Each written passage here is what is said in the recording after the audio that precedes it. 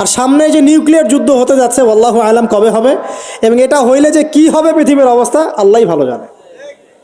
এমন nuclear weapons আছে যেটা আসমানে যদি বিস্ফোরণ ঘটানো হয় তাহলে ওই দেশের সমস্ত ইলেকট্রনিক জিনিসগুলো নষ্ট হয়ে যাবে। বুঝতে পারেন না এই কথা?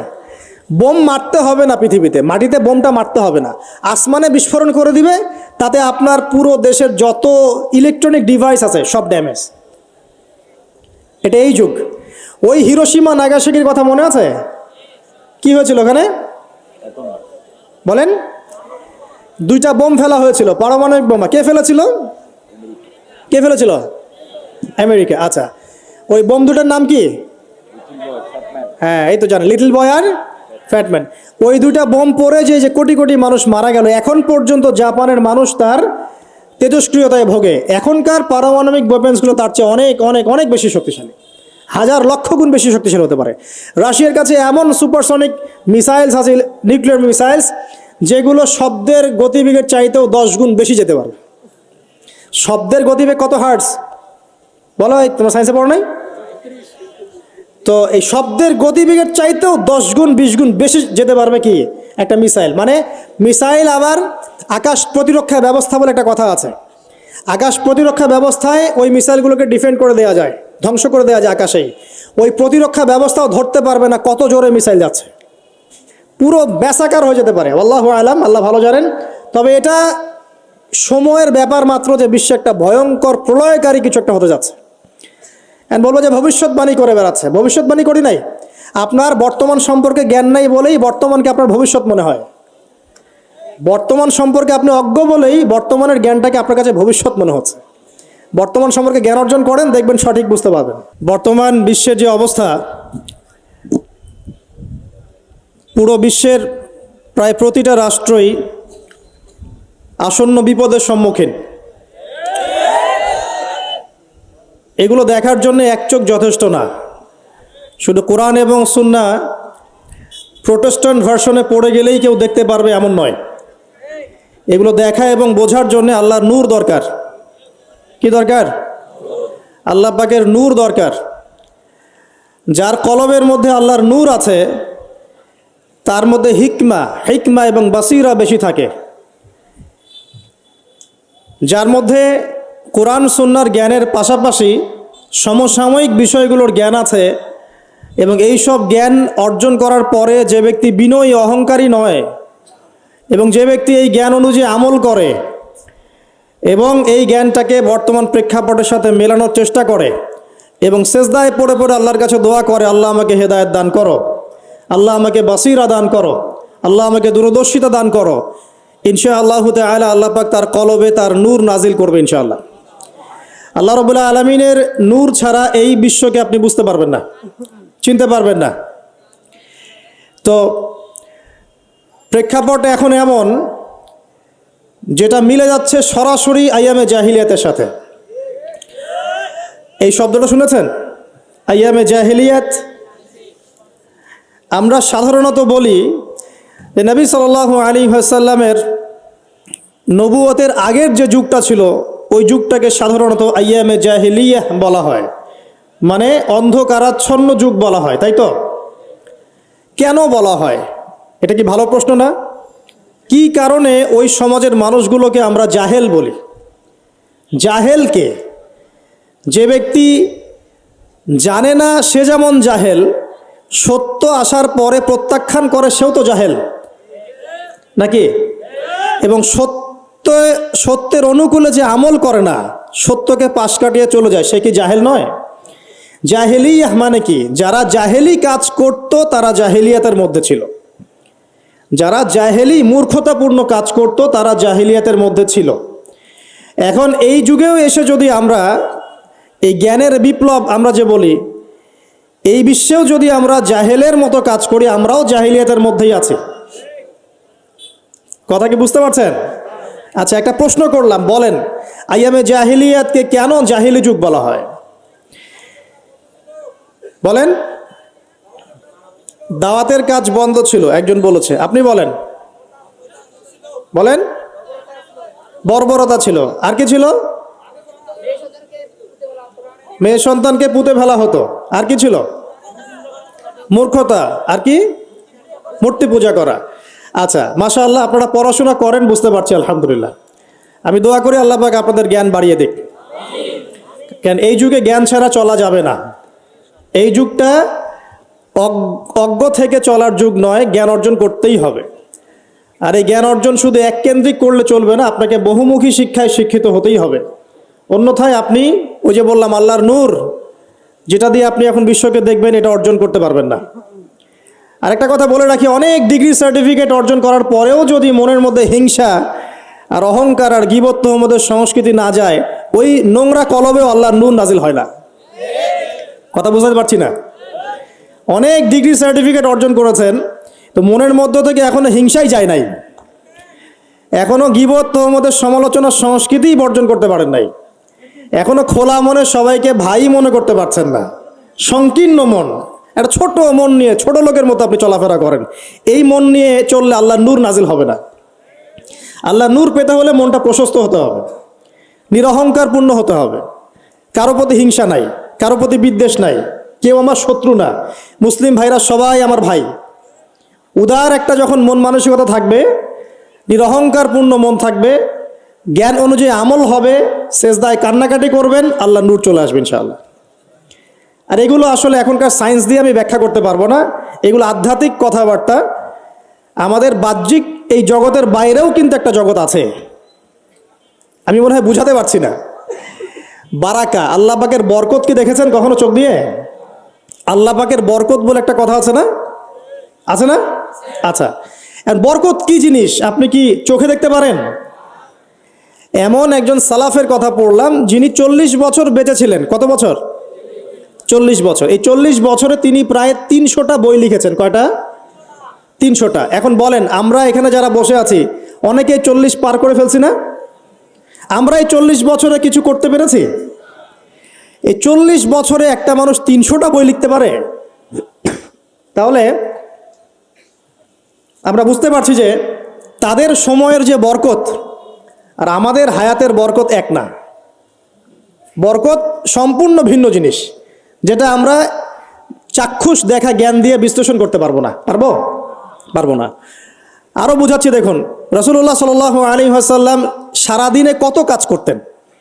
তাহাজ্জুদ পড়তেন, শেষ রাত্রে উঠতেন, রাতের এক অংশ ঘুমাতেন, আরেক অংশ উঠতেন, উঠে তাহাজ্জুদে নামাজ পড়তেন, লম্বা কেরাত, মানে এক রাকাতে প্রায় 4 পারা কোরআন তেলাওয়াত করেছেন। এক রাকাতে 4 পারা। আমরা তো 4টা আয়াত পড়লেই একদম তাড়াতাড়ি রুকু করতে হবে, দাঁড়ায় থাকতে পারতেছি না। তাই নামাজ তো ডিজিটাল, এখন যুগের সাথে সাথে নামাজও কি ডিজিটাল। অনেক মসজিদে নামাজ পড়লে মনে হয় ইমাম সাহেব পেশাব পায়খানা চাপ নিয়ে নামাজ পড়াচ্ছে মনে হয়, তাড়াতাড়ি নামাজ শেষ করতে পারলে বাঁচে আর কি। আবার দেখা যায় মাঝে মাঝে যে নামাজ মানুষ পড়াচ্ছে, পড়তেছে না, মানে নামাজ পড়ানোর দায়িত্ব সে পালন করছে, নামাজ নিজে পড়তেছে না। তো এই ডিজিটাল নামাজ না। নবী সাল্লাল্লাহু আলাইহি ওয়াসাল্লাম এক রাকাতে 4 পারা কোরআন তেলাওয়াত করেছেন, প্রায় 4.5 পারা তাহাজ্জুদের নামাজে। তখনই তো গিয়ে পা ফুলবে। এই যে পা ফুলতো, এমনি এমনি পা ফলে? কতক্ষণ দাঁড়ায় থাকলে একটা মানুষের পা ফলে? তো নবী সাল্লাল্লাহু আলাইহি ওয়াসাল্লামের পা ফুলে যেত, পা মোবারক ফুলে যেত। লম্বা সালাত পড়তেন, সালাতের পরে আবার কিছুক্ষণ ডান কাতে শুয়ে থাকতেন সুন্নত পড়ে। বেলাল রাদিয়াল্লাহু আনহু এসে ডাক দিতেন, তিনি গিয়ে মসজিদ নববীতে নামাজ পড়াতেন। ফজরের নামাজও হতো লম্বা, কেরাত হতো লম্বা। নামাজের পরে আবার সাহাবীদের সাথে কথাবার্তা বলতেন, দ্বীনি বিষয়ে মোজাকারা করতেন। তারপরে ইশরাকের নামাজ পড়তেন, চাশতের নামাজ পড়তেন, পরিবারের দেখাশোনা করতেন, দিন প্রচার করতেন, রুজি রুটির ব্যাপার ছিল। এই সারাদিন যে এতগুলো কাজ তিনি করতেন, একদিনে একটা মানুষ এত কাজ করতে পারে? তো নবী সাল্লাল্লাহু আলাইহি ওয়াসাল্লামের জীবনের বরকত আমার জীবনের বরকত কি সমান? তাহলে বলেন, বরকত কি আমি চাক্ষুষ জ্ঞান দিয়ে প্রমাণ করতে পারবো? এরকম অনেক বিষয় আছে ইসলামে যেটা চাক্ষুষ জ্ঞান দিয়ে প্রমাণ করা যায় না। কবরের আযাব দেখেছেন? কেউ কি প্রমাণ করতে পারবে? আপনি কি ফেরেশতাকে দেখেছেন যারা এখন এখানে ঘিরে রেখেছে জায়গাটা? এই জায়গাটা কি ফেরেশতারা ঘিরে রাখে নাই? আল্লাহ রাসূল কি সেই কথা বলেন নাই? কিন্তু আমরা কি প্রমাণ করতে পারবো এখন? আপনি চাক্ষুষ জ্ঞান দিয়ে পারবেন না। কবরের আযাব প্রমাণ করতে পারবেন না। স্বপ্ন মাঝে মাঝে দেখেন, সত্য হয় কি হয় না? মুমিনের স্বপ্ন সত্যি হবে কি হবে না? আখিরুজ্জামানে মুমিনের স্বপ্ন বেশি বেশি সত্য হবে। তো সত্য স্বপ্নের কি ব্যাখ্যা দিবেন? কোনো ব্যাখ্যা নাই। আপনি কি জান্নাত জাহান্নাম দেখেছেন? দেখেন নাই। মিজান পুলসিরাত দেখেছেন? রূহ, আপনার শরীরে একটা রূহ আছে, আত্মা, এটা কি দেখেছেন? এখন এই যে বিষয়গুলো দেখা যায় না, আধ্যাত্মিকত্ব, বারাকা, আল্লাহর নূর, কবরের আযাব, পরকাল, ফেরেশতা, জিনজাতি, তো এগুলোকে আমরা তো বাহ্যিক জ্ঞান দিয়ে ব্যাখ্যা করতে পারবো না, পারবো? তাই বলে কি এগুলোর অস্তিত্ব নাই? বলেন, এগুলোর অস্তিত্ব আছে কি নাই? যদি এগুলোর অস্তিত্ব কেউ বিজ্ঞান দিয়ে প্রমাণ করতে চায়, পারবে? যুক্তি দিয়ে প্রমাণ করতে চাইলে পারবে? কোনো দর্শন দিয়ে প্রমাণ করতে চাইলে পারবে? পারবে না। তাহলে এখানে একটা বিষয় হচ্ছে, আল্লাহর পক্ষ থেকে যা নাজিল হয়েছে চোখ বন্ধ করে বিশ্বাস করতে হবে। এখন এই চোখ বন্ধ করে বিশ্বাস করলে পরে মানুষ আপনাকে বলবে ধর্মান্ধ। কি বলবে? এবং ইসলামের এই মৌলিক বিষয়গুলোকে যদি আপনি চোখ বন্ধ করে মেনে চলেন, এখনকার বিশ্বের মানুষ আপনাকে বলবে আপনি মৌলবাদী। এখন আপনি বলেন, ইসলামের মৌলিক বিষয়গুলোকে মেনে না চললে কি কেউ মুসলিম হতে পারবে কি না? পারবে? তাহলে পরিপূর্ণ মুসলিম হতে হলে আমাকে মৌলবাদী হতে হচ্ছে কি না? আমি এটা দিয়ে কি বুঝাচ্ছি? বুঝাচ্ছি আল্লাহ পাকের নাজিল করা প্রতিটা বিষয়কে চোখ বন্ধ করে মানতে হবে। কিছু বিষয় আমার বুঝে আসবে, কিছু বিষয় আমার বুঝে নাও আসতে পারে। এখন যতগুলো বিষয় বললাম, একটাও কি ব্যাখ্যা করতে পারবেন? কিন্তু এগুলো আপনাকে মানতেই হচ্ছে, কারণ আপনি মুসলিম। আল্লাহ বলেছেন, রাসূল বলেছেন, আমি মেনেছি। এখন আমার জ্ঞান কি আল্লাহ এবং তার রাসূলের জ্ঞানের চেয়ে বেশি না কম? এই পুরো মহাবিশ্ব যিনি পরিচালনা করছেন, তার জ্ঞান বেশি না আমার জ্ঞান বেশি? এই পুরো মহাবিশ্বে শত কোটি গ্যালাক্সি আছে, এক একটা গ্যালাক্সিতে হাজার হাজার সৌরজগৎ আছে। এরকম শত সহস্র গ্যালাক্সি নিয়ে একটা আসমান গঠিত হয়। এরকম 7টা মহাদেশ আছে, সাতটা মহাবিশ্ব আছে। এই 7 মহাবিশ্বের উপরে আছে কুরসি, ওয়াসিআ কুরসিয়ুহুস সামাওয়াতি ওয়াল আরদ। তার উপরে আছে মহাসাগর, যার গভীরতা 500 বছরের পথ। তার উপরে আছে আল্লাহ রাব্বুল আলামিনের আরশে আজিম। আর আল্লাহ রাব্বুল আলামিন এই আরশের উপর সমুন্নত। সেই মহান আল্লাহকে আমরা বলি আল্লাহু আকবার। কি বলি? এই যে আল্লাহু আকবারের মর্ম বুঝলেন? এখন এই বিশাল সত্তা আল্লাহু আকবার, আল্লাহ পাক সবচেয়ে বড়, এই সর্বোচ্চ সত্তার জ্ঞান বেশি না আমার জ্ঞান বেশি? তার পক্ষ থেকে যখন কোরআন এবং হাদিস নাজিল হচ্ছে, আমাকে তো চোখ বন্ধ করেই মানতে হবে, নাকি আমি যুক্তি দিব? হ্যাঁ, কিছু বিষয় আমার বুঝে আসবে, কিছু বিষয় আমার বুঝে নাও আসতে পারে। কিছু বিষয় আমি সায়েন্স দিয়ে প্রমাণ করতে পারবো, কিছু নাও পারতে পারি। কিছু আমি দর্শন দিয়ে প্রমাণ করতে পারবো, কিছু নাও পারতে পারি। যেগুলো পারছি না সেগুলো আমার বা আমাদের জ্ঞানের সীমাবদ্ধতা। কথা কি বুঝতে পারছেন? এটা আল্লাহ পাকের জ্ঞানের বা আল্লাহ পাকের ওহির কোনো ত্রুটি নয়। আল্লাহর ওহির কোনো ত্রুটি আছে? এটা আমার জ্ঞানের সীমাবদ্ধতা। আসেন সামনে যাই। যে কথাটা বলতে গিয়ে এদিকে আসলাম, দেখুন এমন অনেক বিষয় আছে যেগুলো আমরা খালি চোখে ব্যাখ্যা করতে পারবো না। আমরা যে যুগটাকে আইয়ামে জাহিলিয়াত বলছি, ওই যুগটাতে যে সমস্যাগুলো ছিল, যে পাপগুলো ছিল, সেগুলো এখনকার বিশ্বে আরও অনেক উঁচু লেভেলে বিরাজ করছে। যেমন এই যে আপনারা বললেন, একটা পাপ ছিল শিরক। সরাসরি মূর্তি পূজা বলছি না, আমরা বলছি কি শিরকের পাপ ছিল। ওই আইয়ামে জাহিলিয়াতের মানুষগুলো শিরকের পাপে নিমজ্জিত ছিল।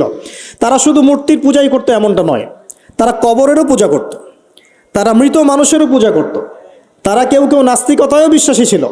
সূরা মুমিনুন পড়লে দেখবেন তাদের মধ্যে একটা আকীদা ছিল, ইন হিয়া ইল্লা হায়াতুনা দুনিয়া নামুতু ওয়া নাহয়া। কাফেররা বলতো যে আমরা এই পৃথিবীতে জন্মেছি, এখানেই আমরা জন্মাবো, এখানেই মারা যাব, ওয়া মা নাহনু বিমাবউসিন, আমাদেরকে পুনরুত্থিত করা হবে না। এই পরকালের কনসেপ্টে তারা বিশ্বাস করতো না। তো এরকমও লোক ছিল। শুধু যে লাত, ওজ্জা, হবল, মানাত এগুলোর পূজা করতো তাই নয় বিষয়টা। এখানে কবর পূজাও ছিল, এখানে আপনার মৃত মানুষের পূজাও ছিল, এখানে গাছপালা, চন্দ্র, সূর্য, নক্ষত্রের পূজাও ছিল, আবার নাস্তিকতাও ছিল। এক কথায় আইয়ামে জাহিলিয়াতের সবচেয়ে বড় পাপ ছিল শিরক। কথা কি বুঝতে পারছেন ভাই? আচ্ছা, না বুঝলে বলবেন, শেষে গিয়ে প্রশ্ন করবেন ইনশাল্লাহ, সমস্যা নাই। তাহলে প্রথম যে পাপটার কথা বললাম সেটা কি? শিরক। এখন একটু এই 1400 বছর পরে চলে আসেন। চলে এসে দেখেন এখনকার সমাজের দিকে তাকান, এখনকার মুসলিম রাষ্ট্রগুলোর দিকে তাকান, আর পুরো বিশ্বের দিকে তাকান। সবচেয়ে বড় সমস্যাটা কি বলেন? সবচেয়ে বড় সমস্যা কি শিরক নয়? আচ্ছা, মুসলিমরা কি এখন অনেকেই কবর পূজা করে না? মুসলিমদের মধ্যে অনেকেই দেখবেন যে মৃত মানুষের কাছে চাচ্ছে না, মৃত মানুষের কাছে সন্তান প্রার্থনা করে না, ওই যে ওখানে গিয়ে নজর মান্নত করছে না যে মৃত মানুষকে সন্তুষ্ট করলে আমার ভালো হবে, না হলে আমার কোনো ক্ষতি হয়ে যাবে, এটা মানুষ করছে না। মুসলিমদের মধ্যে বহু মানুষ আল্লাহর হালালকে হারাম করছে না, আল্লাহর হারামকে হালাল করে নিচ্ছে না, এটাও কিন্তু শিরক। আপনি কি জানেন যে আল্লাহর হালালকে হারাম করলে শিরক হয়? আল্লাহর হারামকে হালাল করলে শিরক হয়? সুদ হালাল না হারাম? না, সুদ তো ফরজ। সুদ হালাল না হারাম? সুদ তো এখনকার বিশ্বে ফরজ। সুদ ছাড়া এই বিশ্ব চলবে না। আপনি ঠিক বলছেন, কিন্তু সুদ ছাড়া এই বিশ্ব চলে না। যে কোনো কিছু করতে গেলে সুদ লাগবে। তো এখন যে সবাই এটাকে হালাল করে নিচ্ছে, এটা কি হচ্ছে? আল্লাহর হারামকে মানুষ হালাল করছে না? আচ্ছা বলেন, মদ হারাম না হালাল? বলেন। মদ তো ওয়াজিব নাকি? কয়টা ছেলে আছে স্মোক করে না? বলেন, কয়টা ছেলে দেখাতে পারবেন যারা স্মোক করে না? এখানে কারা কারা স্মোক করেন না? মাশাআল্লাহ, আলহামদুলিল্লাহ, মাশাআল্লাহ। হাত নামান, হাত নামান, হাত নামান। আল্লাহ পাক আপনাদের রক্তে এবং মাংসে বরকত দান করুন, দোয়া করি। যদি আপনি কোনো কমিউনিটির মধ্যে দেখাতে পারেন যে তারা মাদক থেকে দূরে আছে, তারা শুধুমাত্র ইসলামিক কমিউনিটি, অন্য কোনো কমিউনিটি না। যদি আপনি মাদক মুক্ত কোনো ক্যাম্পাস দেখাতে পারেন, সেটা হবে মাদ্রাসা। যদি পর্ন মুক্ত ক্যাম্পাস দেখাতে পারেন, দেখাতে হবে মাদ্রাসাকে। এখানে বিষয়টা হচ্ছে, যারা ইসলাম প্র্যাকটিস করে, কোরআন এবং সুন্নাহর বুঝ যাদের মধ্যে আছে, যাদের মধ্যে আল্লাহর ভয় আছে, এরা কখনো সুদ খাবে? এরা কি মদ খাইতে পারবে? পারবে না। ইনশাআল্লাহ আপনারা কি জিনা করতে পারবেন? আল্লাহ পাক আপনাদেরকে ঈমান আমলের উপর অটুট রাখুন, আমিন। যে কথাটা বলছি, কেউ যদি আল্লাহর হালালকে হারাম করে নেয় আর কেউ যদি আল্লাহর হারামকে হালাল করে ফেলে, এটাকে কিন্তু শিরক বলা হয়। এই বিশ্বে কি এই সমস্যা নাই? বুঝেন না, এই সমস্যা আছে কি নাই? আছে। সামনে আগান। এই বিশ্বের শিক্ষা ক্ষেত্রগুলো দেখবেন, এই শিক্ষা ক্ষেত্রগুলোর মধ্যে নাস্তিকতার শিক্ষা বাড়ছে না কমছে? বাড়ছে। এই বিশ্বের অর্থনীতি দেখবেন, অর্থনীতির মধ্যে শিরক বাড়ছে না কমছে? এখানে আপনাকে সুদ নিতে হচ্ছে, এখানে আপনাকে আল্লাহর নাজিলকৃত ইকোনমি বাদ দিয়ে পশ্চিমাদের নাজিলকৃত ইকোনমি বহন করতে হচ্ছে। এটাও এক প্রকার কুফরি। আরও সমস্যা আছে। এই বিশ্বের ওয়ার্ল্ড অ্যাফেয়ার্সের দিকে তাকাবেন, দেখবেন বিশ্বের কয়টা জায়গা আপনি আমাকে দেখাতে পারবেন যেখানে মুসলিমদের মধ্যেও আল্লাহ রাব্বুল আলামিনের নাজিলকৃত বিধান দিয়ে বিচার ফয়সালা হচ্ছে? কয়টা দেখাতে পারবেন? তো যেখানে আছে খুব স্বল্প পরিসরে। পুরো বিশ্বের অবস্থা আজকে এমন। পর্নোগ্রাফি হালাল না হারাম?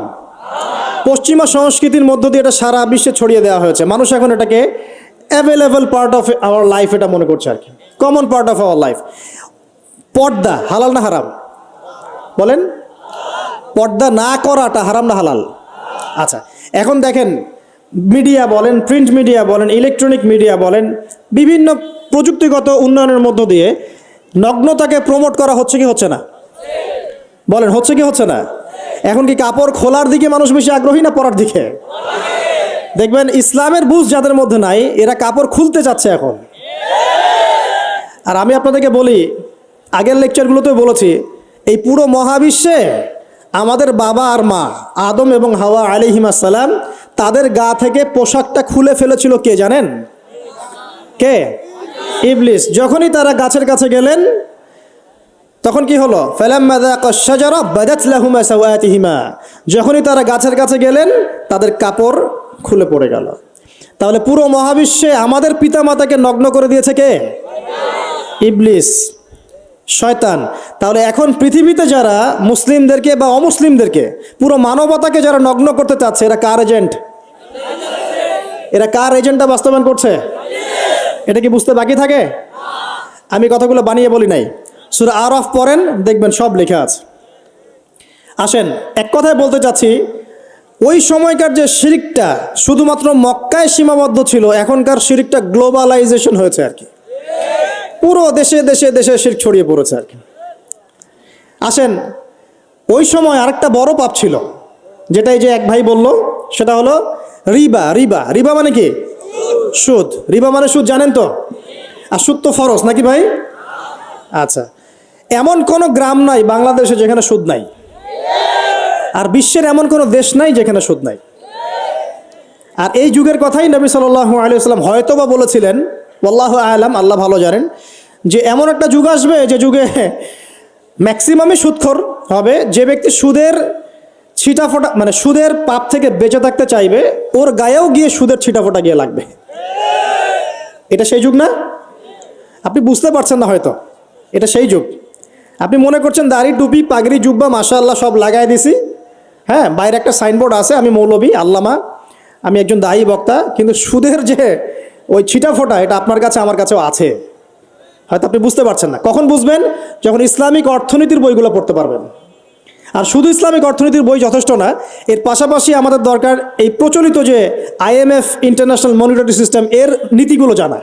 তখন কি আপনি বুঝবেন ওয়ার্ল্ড ব্যাংক কী জিনিস, IMF কী জিনিস, ঠিক আছে? তখন বুঝবেন যে পেট্রো ডলার কী জিনিস, তখন বুঝবেন যে হার্ড কারেন্সি সফট কারেন্সি কী জিনিস, এখন বুঝবেন না। আর যেহেতু বুঝবেন না, অতএব আমি এগুলো বলেও লাভ নাই। যেহেতু আপনি বুঝবেন না, আমি যদি এখন এসব নিয়ে কথা বলি আপনার কাছে মনে হবে এসব কী উল্টাপাল্টা কথা কইতাছে। ঠিক আছে? তো যাই হোক, আগে আল্লাহর ওয়াস্তে ইসলামিক ইকোনমিক্স পড়েন এবং ইন্টারন্যাশনাল মনিটরি সিস্টেম সম্পর্কে পড়েন। তো যাই হোক, পড়াশোনা করেন। আমি একজন স্কলারের নাম বলে দেই, এক লেকচারে তো সব বলে দেওয়া সম্ভব না। সম্ভব? আমি রাস্তা দেখাচ্ছি আপনাদেরকে। আপনারা আল্লামা তকি উসমানীর বইগুলো পড়েন, নাম শুনেছেন? আচ্ছা, নাকি এখন বলবেন যে উনি তো হানাফি মাযহাবের, আমি তো আহলে হাদিস পড়বো না, এটা বলবেন নাকি? আল্লামা তকি উসমানী এই বিশ্বের সবচেয়ে বড় আলেমদের একজন। আল্লামা তকি উসমানী এই বিশ্বের সবচেয়ে রিনাউন্ড আলেমদের একজন। তার ইসলামিক অর্থনীতির যে পুরো সিরিজ আছে, আল্লাহর ওয়াস্তে বাসায় কিনে একবার পড়ে দেখেন অর্থনীতি কী জিনিস, আপনি কিসের উপর দাঁড়িয়ে আছে।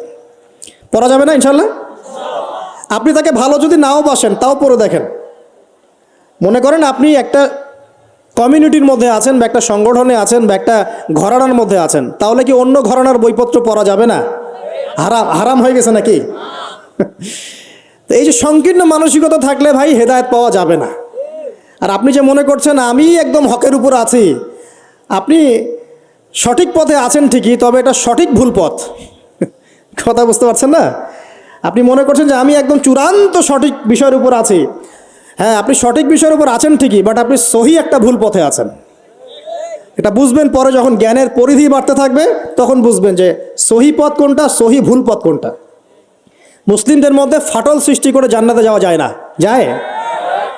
পুরো মুসলিমরা একটা উম্মাহ, এবং যারাই মুসলিম উম্মার মধ্যে ফাটল সৃষ্টি করতে চায় এরা উম্মার বন্ধু নয়, শত্রু। মুসলিম উম্মার মধ্যে কোনো ফাটল সৃষ্টি করবেন না। সবার মাঝখানেই হৃদ্যতা ভালোবাসার বন্ধন থাকবে। যদি বিভিন্ন ধর্মের মানুষ একসাথে বসবাস করতে পারে একটা দেশে, তাহলে বিভিন্ন তরিকা এবং মাযহাবের মানুষও একসাথে থাকতে পারবে একটা দেশে ইনশাআল্লাহ। আমরা আমাদের মাঝে ইখতিলাফি বিষয় থাকতে পারে, কিন্তু দিন শেষে আমরা সবাই মুসলিম ইনশাআল্লাহ। দিন শেষে ইসলামের জন্য দাঁড়াতে হলে দল মত মাযহাব তরিকা নির্বিশেষে সবাই একসাথে দাঁড়াবে ইনশাআল্লাহ। আল্লাহ পাক আমাদের হৃদয়টাকে প্রশস্ত করুন, আমিন। জাহেলিয়াতে 2 নম্বর সমস্যা ছিল রিবা। এই রিবা সম্পর্কে আগে বলি যে এখন আল্লাহ পাক কি বলেছেন। আল্লাহ পাক বলছেন যে ইয়ামহাকুল্লাহু রিবা ওয়া ইউরবিস সাদাকাত। আপনি যদি দান সদকা করেন, যাকাত দেন, যাকাত ভিত্তিক অর্থনীতি চালু করেন, আল্লাহ পাক আপনার সম্পদকে বাড়িয়ে দিবেন ইনশাআল্লাহ। আর আপনি যদি রিবার মধ্যে যান, আল্লাহর বক্তব্য হচ্ছে, এটা আমার কথা না, আল্লাহ পাক বলছেন আপনার সম্পদ সংকুচিত হয়ে আসবে। এখন আপনার ডিসিশন, আপনি কি করতে চান করতে পারেন, আমাদের কিচ্ছু বলার নাই। লাকুম দীনুকুম ওয়ালিয়া দিন, আপনার বুঝ আপনার, আপনার দিন আপনার, আমার দিন আমার। আল্লাহ বলছেন ফাযাক্কির ইন্নামা আনতা মুযাক্কির, উপদেশ দাও তুমি, তুমি উপদেশ দাতা। লাস্তা আলাইহিম বিমুসাইতির, কারো প্রতি তুমি দারোগা নও। আল্লাহ বলছেন আপনি সুদে থাকলে সম্পদ সংকুচিত হবে, যদি ছেড়ে দেন, যাকাত দেন, ব্যবসা ভিত্তিক ইকোনমি চালান, আপনার সম্পদ বাড়বে ইনশাআল্লাহ। কি করবেন, ডিসিশন কার? আপনার। আল্লাহ পাক বলছেন ইয়া আইয়ুহাল্লাযীনা আমানু, হে মুমিনগণ, ইত্তাকুল্লাহ। শোনেন ভাই, আল্লাহ বলছেন ইত্তাকুল্লাহ, তোমরা আল্লাহকে ভয় করো। ওয়া যারু মা বাকিয়া মিনার রিবা, সুদের অবশিষ্ট সব অংশ ছেড়ে দাও, সুদের অবশিষ্ট সব টাকা ছেড়ে দাও। ওয়া ইল্লা ইন কুনতুম মুমিনিন, যদি প্রকৃতপক্ষেই তোমরা মুমিন হয়ে থাকো তাহলে ছেড়ে দাও। ওয়া ইল্লাম তাফআলু, যদি তোমরা না করো। কে বলছেন? আল্লাহ। যদি তোমরা এটা না করো তাহলে আল্লাহ কি বলছেন? ফাআযানু বিহারবিন মিনাল্লাহি ওয়া রাসূলিহি, আল্লাহ এবং তার রাসূলের সাথে যুদ্ধের ঘোষণা শুনে রাখো। এটা কার কথা? এখন আপনি যদি চান আল্লাহর পক্ষে যুদ্ধ করতে পারেন, আপনি চাইলে আল্লাহ এবং তার রাসূলের বিপক্ষেও যুদ্ধ করতে পারেন। আপনাকে কি বাধা দিবে? দিবে না। ডিসিশন কার? ডিসিশন আপনার। নবী সাল্লাল্লাহু আলাইহি ওয়াসাল্লাম আরও বলেছেন যে, আপনারা জানেন হাদিসটা, নতুন কোনো হাদিস বলছি না, আপনারা জানেন, প্রত্যেক আলেম জানেন, প্রত্যেক মাযহাবের ইমাম জানেন। কি সেটা? যে সুদের পাপের 70 বা 73টা শাখা আছে। কয়টা? 73 বা 70টা শাখা আছে। তার সবচেয়ে নিম্ন শাখা হচ্ছে নিজের মাকে বিয়ে করা।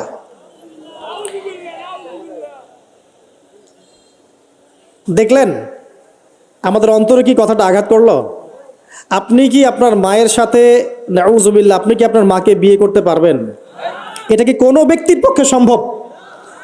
কিন্তু নবী সাল্লাল্লাহু আলাইহি ওয়াসাল্লাম বলছেন 73 শাখার সবচেয়ে নিম্ন শাখা হচ্ছে সেই ব্যক্তি যেন তার মাকে বিয়ে করলো। আর সর্বোচ্চ শাখা কি? ওই যে আল্লাহ এবং তার রাসূলের সাথে কি করা? যুদ্ধ করা। আরেকটা হাদিস আছে, নবী সাল্লাল্লাহু আলাইহি ওয়াসাল্লাম বলেছেন যে 4 শ্রেণীর মানুষ আছে, এদেরকে আমি সমানভাবে অভিশাপ দিলাম। কয় শ্রেণী? 4 শ্রেণী। জাস্ট শুনে রাখেন হাদিসগুলা। আমি জানি এই বিশ্বে আপনি এই হাদিসগুলোর উপর ইমপ্লিমেন্টেশনে যেতে পারবেন না, এটা আমি বুঝি, কিন্তু আকীদা ঠিক থাকতে কি কোনো সমস্যা আছে?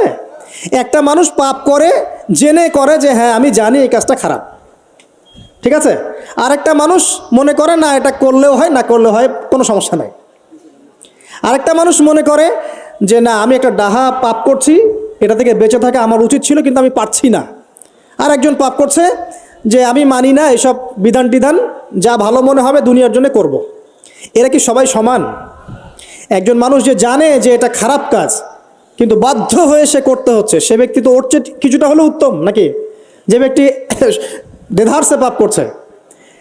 আচ্ছা, ওই যে এক ছেলে বলেছিল আমাদেরকে মেসেজ করে যে আমি একটা মেয়েকে খুব ভালোবাসি হুজুর, তাকে বিয়ে করতে চাই, এখন ওই মেয়ের বাসার লোকজন রাজি হচ্ছে না। তো এই ছেলের মধ্যে হারাম অ্যাফেয়ার্সে আছে ঠিকই, কিন্তু সে তাকে বিয়ে করতে চায়, ওটা হালাল করতে চায়। আর এক ছেলে মেসেজ করছে, সে বলছে যে আমি এরকম জেনায় লিপ্ত ছিলাম, এখন আমি কি করব? আমি কি ওগুলো ছেড়ে দিয়ে ফিরে আসব, নাকি আমি ওই মেয়ের সাথেই জেনা অব্যাহত রাখবো? এই দুই ব্যক্তি কি সমান? সমান না। এটাই বোঝাচ্ছি আপনাদেরকে। দেখুন 4 শ্রেণী মানুষের কথা নবীজি বলেছেন। এক শ্রেণী হচ্ছে সেই ব্যক্তি যে নিজে সুদ খায়। কারা কারা খাই? এবার হাত উঠান, কারা কারা খান? আলহামদুলিল্লাহ। দ্বিতীয় শ্রেণী যারা খায় না কিন্তু মানুষকে দেয়। এবার দেন কারা কারা? আচ্ছা। 3 নাম্বার, খায়ও না দেয়ও না। খায়ও না দেয়ও না, সাক্ষী থাকে। সাক্ষী আছেন কারা কারা? সাক্ষী অনেক জনে আছে। আচ্ছা, মাশাআল্লাহ, লা ইলাহা ইল্লাল্লাহ। 4 নাম্বার, খায়ও না দেয়ও না, সাক্ষীও থাকে না, লিখে রাখে। এবার লেখেন কারা কারা? এইবার তো মুশকিল। এখানে তো অনেক বিসিএস ক্যাডার আছেন মনে হয়, এবং অনেক এমন এমন সেকশনে জব করছেন যেখানে লিখতে হচ্ছে নাকি? তো এই 4 শ্রেণীর মানুষকে নবী সাল্লাল্লাহু আলাইহি ওয়াসাল্লাম কি করেছেন ভাই, আমি শুনাই আপনাকে খালি। আল্লাহ নবী বলেছেন যে আমি 4 শ্রেণীর মানুষকে সমানভাবে অভিশাপ দিয়ে গেলাম, এতটুকু বলেছেন। এখন আপনি যদি মনে করেন যে নবী সাল্লাল্লাহু আলাইহি ওয়াসাল্লামের অভিশাপ কাঁধে নিয়ে আমার আমলগুলো কবুল হচ্ছে, বা আমি কবরের অ্যান্সার দিতে পারবো, প্রশ্নোত্তর, আমি এই মিজানের দাড়ি পাল্লা, আমার নেকির পাল্লা ভারী হবে, বা আমি রাসূল সাল্লাল্লাহু আলাইহি ওয়াসাল্লামের সুপারিশ পাবো, হ্যাঁ, বা আমি রাসূলের সাথে জান্নাতে থাকতে পারবো, আমি বলবো এই চিন্তাটা হবে একটা অলিক প্রসূত কল্পনা, আর কিছু না। এখন তওবা করেন আমার সাথে, বলেন আজকে থেকে কোনো রকমের সুদি কারবারে থাকবো না। তওবা করেন, বলেন আস্তাগফিরুল্লাহ আল্লাযী লা ইলাহা ইল্লা হুয়াল হাইয়ুল কাইয়্যুম ওয়া আতুবু ইলাইহি। তওবা করলেন তো? ভ্যান চালায় খাবেন, রিক্সা চালায় খাবেন, কৃষিকাজ করে খাবেন, ব্যবসা করে খাবেন, ছোট্ট একটা মুদির দোকান করে খাবেন, যদি কিচ্ছু করতে না পারেন রাস্তায় মুচিগিরি করে হলে খাবেন, সেলুনে বারবার হয়ে খাবেন, তারপরে সুদের দিকে যাবেন ইনশাআল্লাহ। পারবেন? আপনার রিজিক কি আপনার হাতে না আল্লাহর হাতে? না, আমাদের রিজিক তো আমাদের হাতে। যে ব্যক্তি মনে করে রিজিক আল্লাহর হাতে, সে কি কখনো ঘুষ নিতে পারে? সে অন্যের সম্পদ আত্মসাৎ করতে পারে? সে অন্যের জমি সিজ করতে পারে?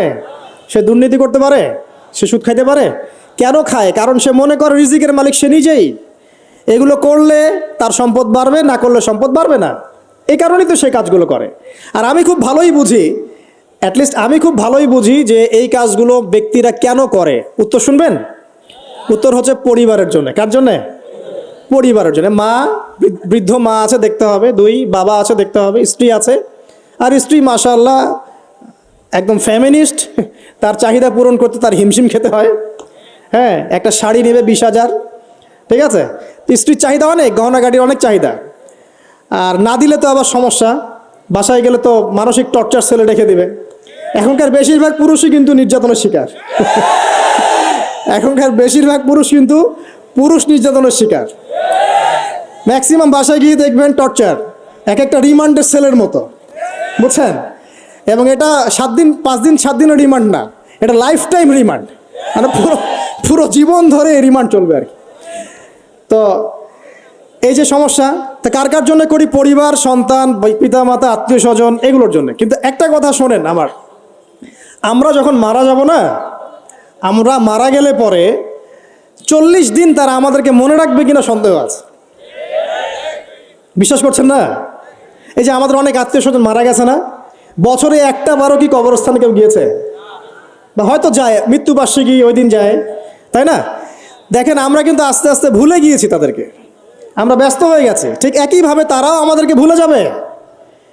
এই জন্যে আমি বারবার আপনাদেরকে মনে করে একটা কথা, আমার জীবন থেকে উপলব্ধি করি একটা কথা, যে একমাত্র আল্লাহ ছাড়া এই পৃথিবীতে এবং পরকালে আমাদের আপন বলে কেউ নাই। বাকি সবাই সবার স্বার্থের জন্য আছে। মানুষের অবস্থানকেই মূল্যায়ন করে, মানুষের অবস্থানকেই মূল্যায়ন করে। আল্লাহ রাব্বুল আলামিন আপনার ভিতরটাকে ভালোবাসেন। দেখেন, আপনি যখন নামাজ পড়েন নাই, আল্লাহ পাক কিন্তু আপনাকে ধ্বংস করে দেন নাই। আল্লাহ পরম করুণাময় আপনাকে হেদায়েত দিয়ে নামাজি বানিয়ে দিয়েছেন। জীবনে অনেক পাপ করেছেন, ইনস্ট্যান্ট আল্লাহ পাক শাস্তি দিতে পারতেন, আল্লাহ পাক দেন নাই।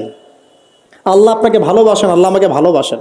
আল্লাহ পাকের এই ভালোবাসার ঋণটা শোধ করার জন্য হলেও নামাজি হয়ে যান, আল্লাহর পথে ফিরে আসেন, দিনের জন্য কিছু করেন, দিনের ফিকির করেন, পড়াশোনা করেন। প্রিয় ভাইরা, আল্লাহ পাক তৌফিক দান করুন। দেখুন, এই রিবা থেকে দূরে থাকার জন্য একটা হাদিস যথেষ্ট, যে 4 শ্রেণীর মানুষকে আল্লাহ রাসূল সাল্লাল্লাহু আলাইহি ওয়াসাল্লাম লাআনত করেছেন, অভিশাপ দিয়েছেন। ইনশাআল্লাহ আজকের লেকচার যাদের কানে যাবে, আমরা যদি না খেয়েও মরে যাই, আল্লাহ পাক না খেয়ে মারবেন না ইনশাআল্লাহ। রিজিক আছে, খাবো ইনশাআল্লাহ। কিন্তু হয়তো বা অভাব হবে, টাকা পয়সা একটু কম হতে পারে, অন্যের 10 তলা ফ্ল্যাট হবে, আমার হবে না, ঠিক আছে? অন্যের এত বিঘা বিঘা জমি আমার হয়তো হবে না। কিন্তু ইনশাআল্লাহ তাআলা এই যে দুনিয়ার মুসাফিরের জীবনটা, এটা মুসাফিরের জীবন না? মুসাফিরের জীবনটা কেটেই যাবে ইনশাআল্লাহ। কাটবে না? যে কোনোভাবে কেটে তো যাবেই ইনশাআল্লাহ। এই যে পরকালের জীবনটা একটা চেতনার শক্তি, জানেন? দুনিয়াতে যত বাধা বিপত্তি আসুক, গাল মন্দ খান, গীবত তহমত খান, কষ্ট হোক, নির্যাতন হোক, একটা বিষয় মনের মধ্যে শান্তি দেয়। কি শান্তি? যে এই দুনিয়ার জীবনটা তো আর চিরস্থায়ী নয়, এটা তো আর সারা জীবন থাকবে না। ইনশাআল্লাহ এই অবস্থা আস্তে আস্তে পরিবর্তন হয়ে যাবে। ফাইন্না মাআল উসরি ইউসরা, পরকালে ইনশাআল্লাহ পাবো। দুনিয়াতে না পেলে কি হয়েছে, পরকালে পাবো ইনশাআল্লাহ।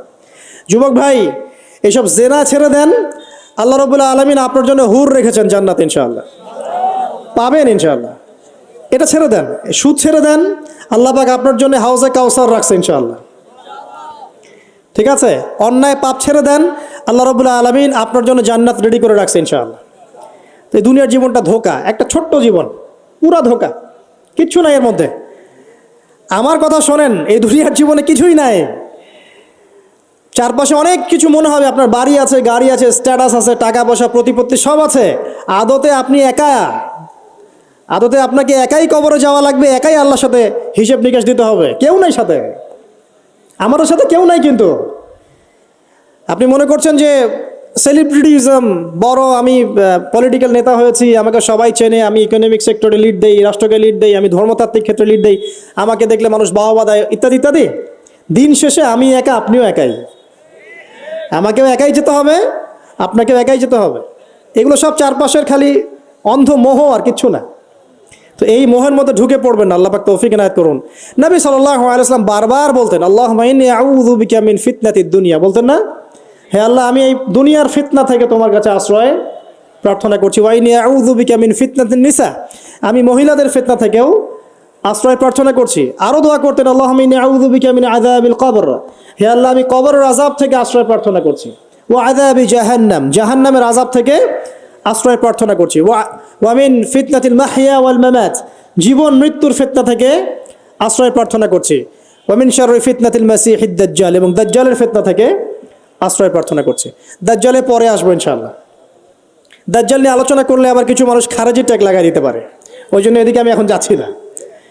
হ্যাঁ, সামনে আসে তো রিবার বিষয়টা বলছিলাম। আইয়ামে জাহিলিয়াতের যে সেই রিবা এখনকার বিশ্বে আছে কি নাই বলেন? ওই সময় না হয় মক্কায় ছিল, এখন কি সারা বিশ্বব্যাপী নাই? বিশ্বের কোনো কান্ট্রি রিবা মুক্ত না, বিশ্বের কোনো দেশ রিবা থেকে মুক্ত থাকতে পারবে না, এই বিশ্ব পরিচালনা যারা করছে ওদের আন্ডারে থাকলে। কখন হবে বিশ্ব রিবা মুক্ত? একদিন বিশ্ব রিবা মুক্ত হবে ইনশাআল্লাহ। একদিন না একদিন এই বিশ্বটা সুদমুক্ত হবে ইনশাআল্লাহ তাআলা। তখন জালেম পার পাবে না, মাজলুমের রক্ত শ্রম বৃথা যাবে না ইনশাআল্লাহ।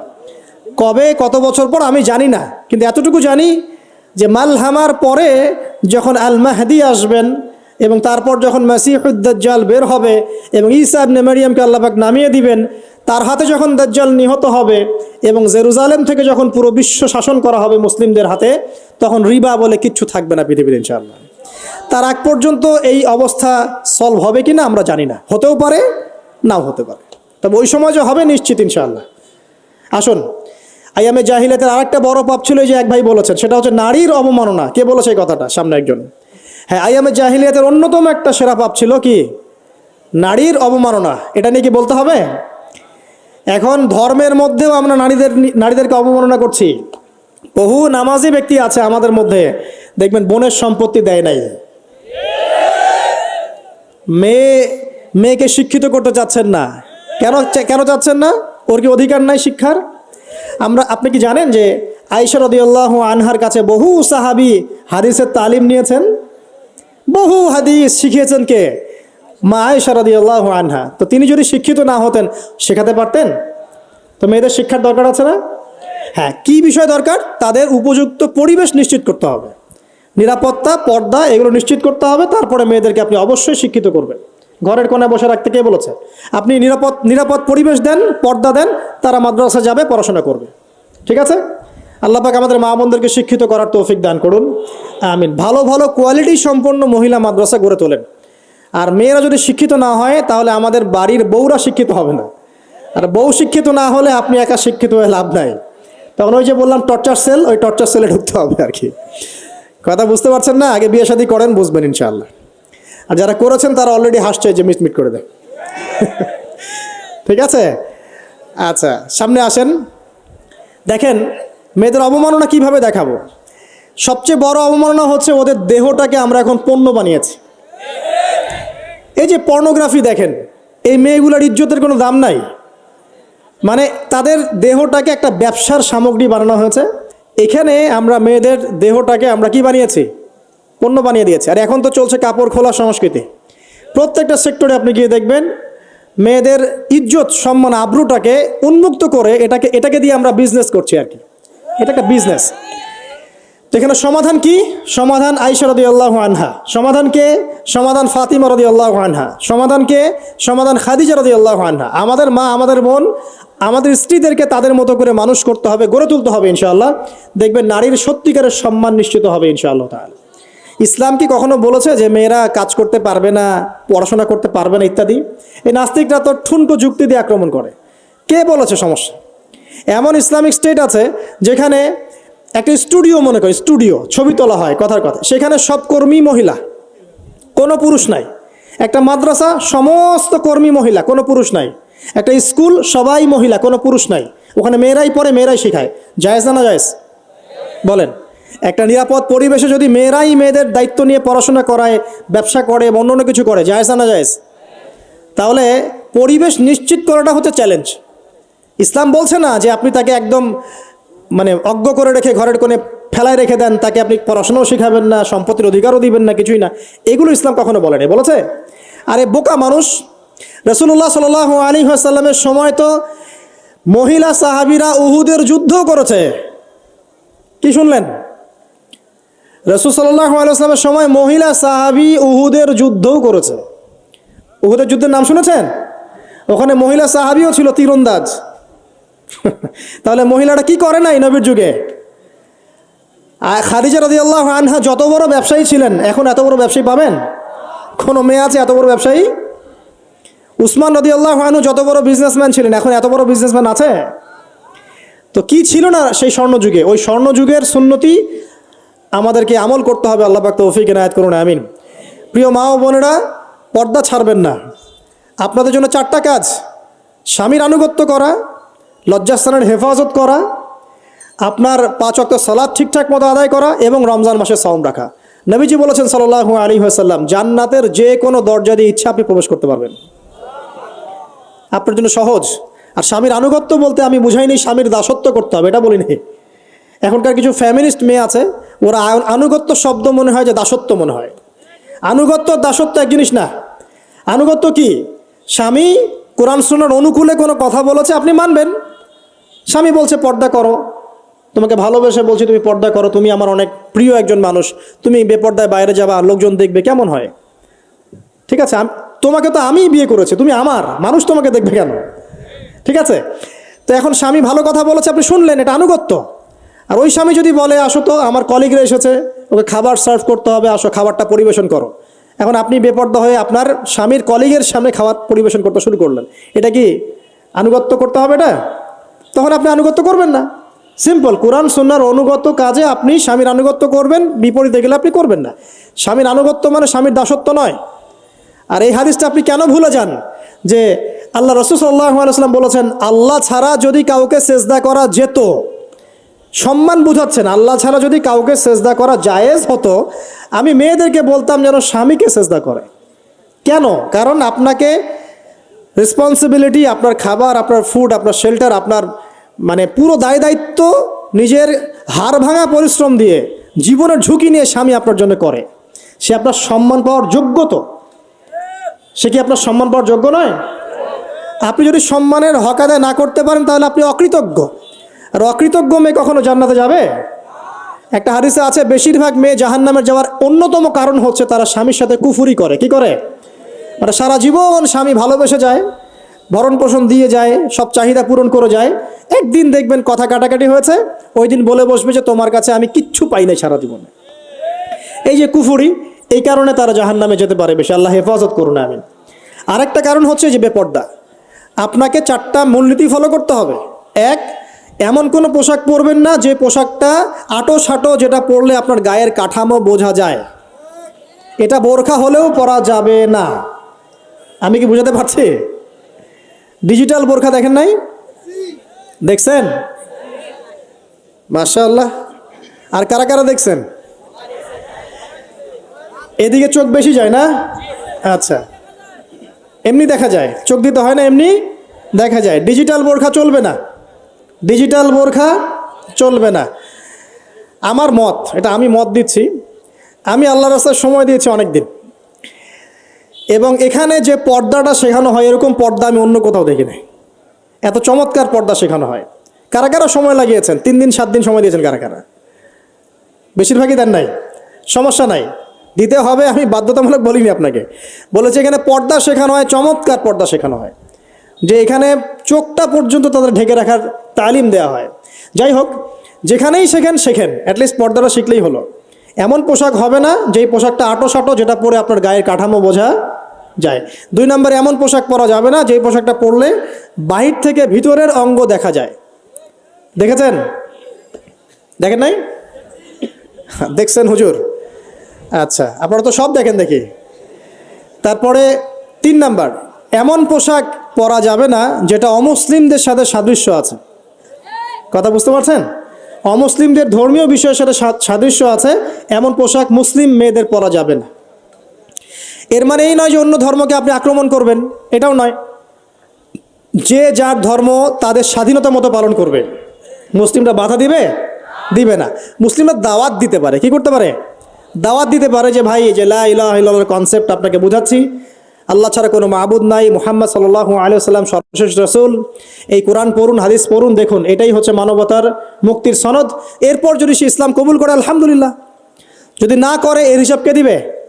সে নিজে দিবে। এর হিসাব কি আমাকে দেওয়া লাগবে? দেওয়া লাগবে না। তো অমুসলিমদের সাথে সাদৃশ্য আছে এমন পোশাক চলবে না। আর 4 হচ্ছে পুরুষরা মেয়েদের পোশাক পরতে পারবে না, মেয়েরা পুরুষদের পোশাক পরতে পারবে না। জি, আপনাদেরকেই বলছি, আপনারা জিন্স পরতে পারবেন না, মেয়েদেরকে বলছি, এবং টি শার্ট পরতে পারবেন না। আপনারা ওই যে যা ইচ্ছা তাই ড্রেস পরে বলবেন যে 1000 বছরের সভ্যতা সংস্কৃতি, এসব বাজে কথা চলবে না এখানে। এটা 1000 বছরে কোনোদিনও আমাদের দাদা নানিরা এগুলা কখনো পরে নাই। পড়ছে? আপনার দাদি কখনো ওইরকম পরছিল শাড়ি? তো যে বললো 1000 বছর থেকে পরে আসতেছে নাকি?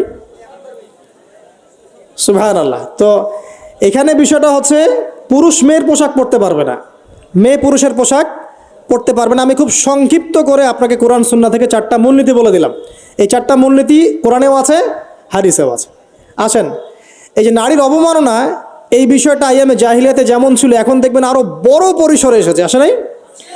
এই যে ফ্যাশন শো, দেহের প্রদর্শনী, বিভিন্ন ফিল্মস দেখবেন, ফিল্ম ইন্ডাস্ট্রিজে দেখবেন, মিউজিকে দেখবেন, পর্নে দেখবেন, মেয়েদের দেহটাকে নিয়ে ব্যবসা করা হচ্ছে। আগে তো না হয় কন্যা সন্তান হলে জীবন্ত পুঁতে ফেলতো নাকি? এখন যদি গর্ভের বাচ্চা মেয়ে জানে, অনেকে আগেই মেরে ফেলায়। বোঝেন নাই মনে হয়? অনেকে যদি জানে যে গর্ভে মেয়ে সন্তান আছে, আগেই মেরে ফেলায়।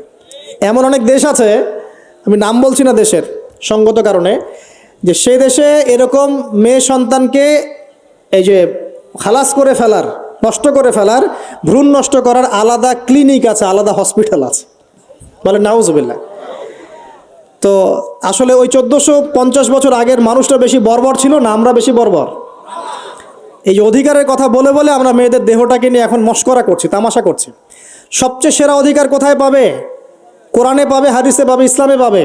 তার পর্দা নিশ্চিত হবে, দেহ সেফ থাকবে, তার ইজ্জত নিশ্চিত হবে, ইজ্জত সেফ থাকবে, তার সম্মান সেফ থাকবে, তাকে রাজরানীর মতো স্বামী বাসায় রাখবে, কারণ সে হচ্ছে তার কাছে সবচেয়ে মূল্যবান প্রিয় বস্তু। শুধু তাই নয়, সম্পত্তির অধিকার তাকে দিতে হবে। একজন মেয়ে তার ভাইয়ের সম্পত্তি পাবে, তার বাবার সম্পত্তি পাবে, তার স্বামীর সম্পত্তি পাবে, সব দিক থেকে সে সম্পত্তি পাবে। আর একজন ছেলে কিন্তু সব দিক থেকে সম্পত্তি পাবে না। তো এই বিষয়গুলো যখন এক শ্রেণীর মানুষ বোঝে না, তখন ইসলামের বিরুদ্ধে অহেতুক প্রোপাগান্ডা চালানো শুরু করে। সবচেয়ে সেরা সম্মান রক্ষার উদাহরণ দেয়া হয়েছে ইসলামে, কোরআনে এবং হাদিসে। এই কথাটা আপনাদের মা বোনদেরকে বোঝাবেন, তবে নম্রতার সাথে বোঝাবেন, কারণ উচ্চবাচ্য করলে তারা কথা শুনবে না। কারণ আল্লাহ রাসূল সাল্লাল্লাহু আলাইহি ওয়াসাল্লাম বলেছেন, কিছুটা বাঁকা হাড় দিয়ে তাদেরকে তৈরি করা হয়েছে।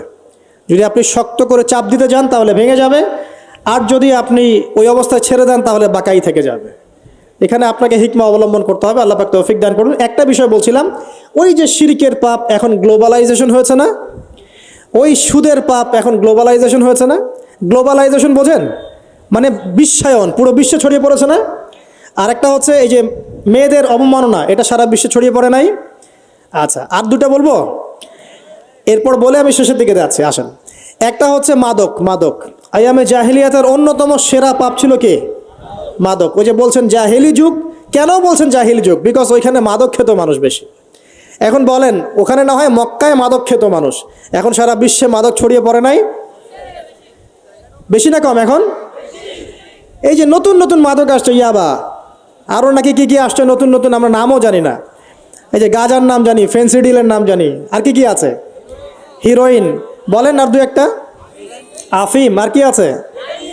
হ্যাঁ, রেন্ডি, সুবহানাল্লাহ, এই নামও কখনো শুনি নাই আমি। আচ্ছা শোনেন, বিষয়টা হচ্ছে, দেখুন এই বিষয়টা কি হালাল না হারাম? আচ্ছা, এটাকে যদি আমরা হালাল করে নেই তাহলে কি হবে? কুফরি হবে না শিরক হবে? শিরক কুফর দুটোই হচ্ছে। কিন্তু এখন মক্কার কিছু মানুষ মাদক খেয়েছে বুঝলাম, আল্লাহ রাব্বুল আলামিন ধাপে ধাপে এখান থেকে বের করেছেন। প্রথমে বলেছেন মদ খেয়ে নামাজের ধার কাছে যেও না। হ্যাঁ, তারপরে বলেছেন এই যে মাদকে কিছুটা উপকার আছে কিন্তু বেশি ক্ষতি। তারপর বলেছেন খেয়ে নামাজের কাছে যেও না। তারপর ধাপে ধাপে শেষের দিকে এসে আল্লাহ পাক বলেছেন যে এটাকে ছেড়ে দাও। সূরা মাইদায় পড়ে দেখেন, এটা শয়তানের কাজ। তখন সাহাবায়ে কেরাম রাদিয়াল্লাহু আনহুম পুরোপুরি মাদক থেকে নিজেদেরকে মুক্ত করলেন। এরপরে কি কখনো তারা মাদক ছুঁয়েও দেখেছেন? বরং মাদকদ্রব্য সেবন করলে 40টা লাঠি বেত্রাঘাত করতে হয়, ইসলামিক শাস্তি। কয়টা লাঠি? আর উমর রাদিয়াল্লাহু আনহুর সময়ে 40 লাঠিকে বাড়িয়ে 80 লাঠি করা হয়েছিল। কত লাঠি? 80 লাঠি। কিন্তু আরও একটা পাপের শাস্তি আছে, বলবো? অপবাদ। এখন যেটা বেশি দেয়া হয়, অপবাদ, মিথ্যা অপবাদ, সতী সাদী নারীর উপরে মিথ্যা অপবাদ, এর শাস্তি হচ্ছে 80 লাঠি। আবার 100 লাঠির শাস্তি আছে, 100 লাঠি। এটা কিসের জানেন? জিনা। জিনা, এই যে যারা করছেন, এর শাস্তি হচ্ছে 100 লাঠি। তাও জনসমক্ষে দিতে হবে, গোপনে না। আর 1 বছরের জন্য এলাকা ছাড়া করতে হবে। রজম একটা শাস্তি আছে, রজম। এটা কি? রজম মানে পাথর নিক্ষেপ করে হত্যা। এটা তো বর্বর, তাই না? অমানবিক, মধ্যযুগীয়। এসব কথা শুনছেন না? শোনেন, কিছু কিছু বিষয় আছে যে বিষয়গুলো করার পরে এই পৃথিবীতে মানুষ বেঁচে থাকার অধিকারটা হারিয়ে ফেলে। কথা বুঝতে পারছেন না মনে হয়? কিছু কিছু পাপ আছে, এগুলো করলে পরে মানুষ এই পৃথিবীতে বেঁচে থাকার অধিকারটা হারায় ফেলে। যেমন কোনো বিবাহিত ব্যক্তি যদি জেনা করে, নাউজুবিল্লাহ, কোনো ছেলে যদি কোনো ছেলের সাথে যৌন সম্পর্ক করে, সমকামী করে, বা এটাকে যেটা গে মানে যেটা কি বলে, সমকামিতা, ঠিক আছে, এই কাজ যদি কেউ করে, এই নোংরা কাজ যদি কেউ করে, কোনো মেয়ে যদি কোনো মেয়ের সাথে এরকম কোনো কাজ করে, একই পাপ। এইসব পাপ করলে পরে এই পৃথিবীতে বেঁচে থাকার অধিকারটা সে হারিয়ে ফেলে। কথা কি বুঝতে পারছেন? আচ্ছা, তখন শাস্তি হচ্ছে আল্লাহ রাব্বুল আলামিন পাথর নিক্ষেপ করে হত্যা করতে বলেছেন। কারণ হচ্ছে সে এত গর্হিত একটা কাজ করেছে যেটা এই শাস্তি পাওয়ার সম্পূর্ণ যোগ্য। এবং কওমে লূত নামে যে কওম ছিল, ওই কওমটাকে আসমানে উঠিয়ে আল্লাহ পাক পাথর বর্ষণ করে এভাবেই শেষ করে দিয়েছেন। জর্ডান একটা দেশ আছে না, জর্ডান? জর্ডানের পাশে ডেড সি নামে একটা জায়গা আছে, ডেড সি, মৃত সাগর। ওইখানে সাদুম নামে একটা গোত্র থাকতো। কোন গোত্র? সাদুম। ওই সাদুম গোত্র এরকম সমকামী ছিল। আল্লাহ রাব্বুল আলামিন লূত আলাইহিস সালামকে পাঠিয়েছিলেন, তারা হেদায়েতের বাণী শোনে নাই। আল্লাহ পাক ওদেরকে আসমানে উঠিয়ে পাথর নিক্ষেপ করে উল্টা দিকে দাফন করে দিয়েছেন, নাউজুবিল্লাহ। তো কিছু কিছু পাপ আল্লাহ পাক সহ্য করেন না, আল্লাহ পাকের আরশ কেঁপে ওঠে। এই পাপগুলো সেরকম পাপ। কথা বুঝতে পারছেন? তো এই যে জিনা, পর্নোগ্রাফি, ব্যভিচার, পরকীয়া, এগুলোর মধ্য দিয়ে আমরা নারীর অবমাননা করছি না? এবং ধর্মের মাধ্যমেও মাঝে মাঝে করছি, যখন আমরা ধর্মের নামে মেয়েদের অধিকার দিচ্ছি না। অনেকেই সম্পত্তির অধিকার দিচ্ছেন না, অনেকেই শিক্ষিত করছেন না, অনেকেই আরও যৌতুক নিচ্ছেন না। যৌতুক নিচ্ছেন না অনেকেই। যে বিয়ের সময় যৌতুক নেয়, এটা তো মেয়ের উপর, মেয়ের পিতার উপর টর্চার করা, সম্পূর্ণ হারাম, সম্পূর্ণ হারাম। তারপরে দেখবেন, রিপোর্টগুলো পড়ে দেখবেন যে এই বছর 2000 কত, এটা 22, এই 22-এই গভর্নমেন্ট রিপোর্ট অনুযায়ী নিবন্ধিত প্রায় 1339টা ধর্ষণের মামলা হয়েছে। তো এটা এখন অ্যাভেলেবল, যে কোনো সব জায়গায় ধর্ষণ হচ্ছে, এখন অ্যাভেলেবল। মানুষ এটাকে স্বাভাবিক মনে করছে, এখন নর্মাল ধর্ষণ হতেই পারে, মানুষ এখন এমন মনে করছে। প্রত্যেক দিন পেপার খুলবেন, দেখবেন রেপের খবর, প্রত্যেক দিন খবর শুনবেন ধর্ষণের খবর। আর সব খবর তো আসে না, আসে হয়তো 10%, 20%, 30%, বেশিরভাগই আসে না। এলাকায় মোড়ে মোড়ে দেখবেন, গ্রামে গঞ্জে শহরে বন্দরে খালি ইফটিজিং দেখবেন, খালি ইফটিজিং। মেয়েদেরকে যৌন হয়রানি করা হচ্ছে, বাসে, অটোতে, টেম্পুতে, সব জায়গায়। বাসের মধ্যে মেয়েকে রেপ করে ফেলা হচ্ছে। একটা বাচ্চা মেয়ে যে বোঝেও না যে সেক্সুয়াল বিষয়গুলো কী জিনিস, ওকেও রেপ করা হচ্ছে। এই যে মহামারী, আপনি তো বুঝতে পারছেন না যে আমরা কোন সমাজে আছি। এই সমাজে আপনার মেয়ে তো সেফ না, আমার মেয়ে তো সেফ না। আমার মেয়ে, আপনার মেয়ের ভবিষ্যৎ কি হবে, এর ভবিষ্যতের নিশ্চয়তা কে দিবে? আপনার মেয়ের ইজ্জতের ভবিষ্যতের নিশ্চয়তা কে দিবে? এই নিশ্চয়তা দেওয়ার মতো মানুষ কোথায়, নেতা কোথায়? কারো ঘরের স্ত্রী, কারো ঘরের বোন, কারো ঘরের মেয়ে এখন সেফ না। যে কোনো দিন, যে কোনো জায়গায়, যে কোনো দুর্ঘটনা হতে পারে। বাসে, ট্রাকে, ট্রেনে, অটোতে, সব জায়গায় হতে পারে। আর এগুলোকে আমরা প্রমোট করছি, এখন নগ্নতাকে প্রমোট করছি, পর্নকে প্রমোট করছি। এই নগ্নতা, পর্ন, এসব দিয়ে মানুষের মাথাটাকে পুরো জানোয়ার বানিয়ে ফেলা হয়েছে। পর্ন দেখাতে দেখাতে ছেলেদের মাথাটাকে জানোয়ার, পশু বানিয়ে ফেলা হয়েছে। এরা এখন বোঝে না যে মেয়ে কী জিনিস, মা কী জিনিস, বোন কী জিনিস, তাও বোঝে না। ভাই বোনের সাথে জেনা করেছে, চাচাতো বোন চাচাতো ভাইয়ের সাথে জেনা করছে, চাচাতো ভাই ফুফাতো বোনের সাথে জেনা করছে। রংপুরের খবর শুনলাম যে মায়ের সাথে ছেলেও জেনা করেছে, নাউজুবিল্লাহ।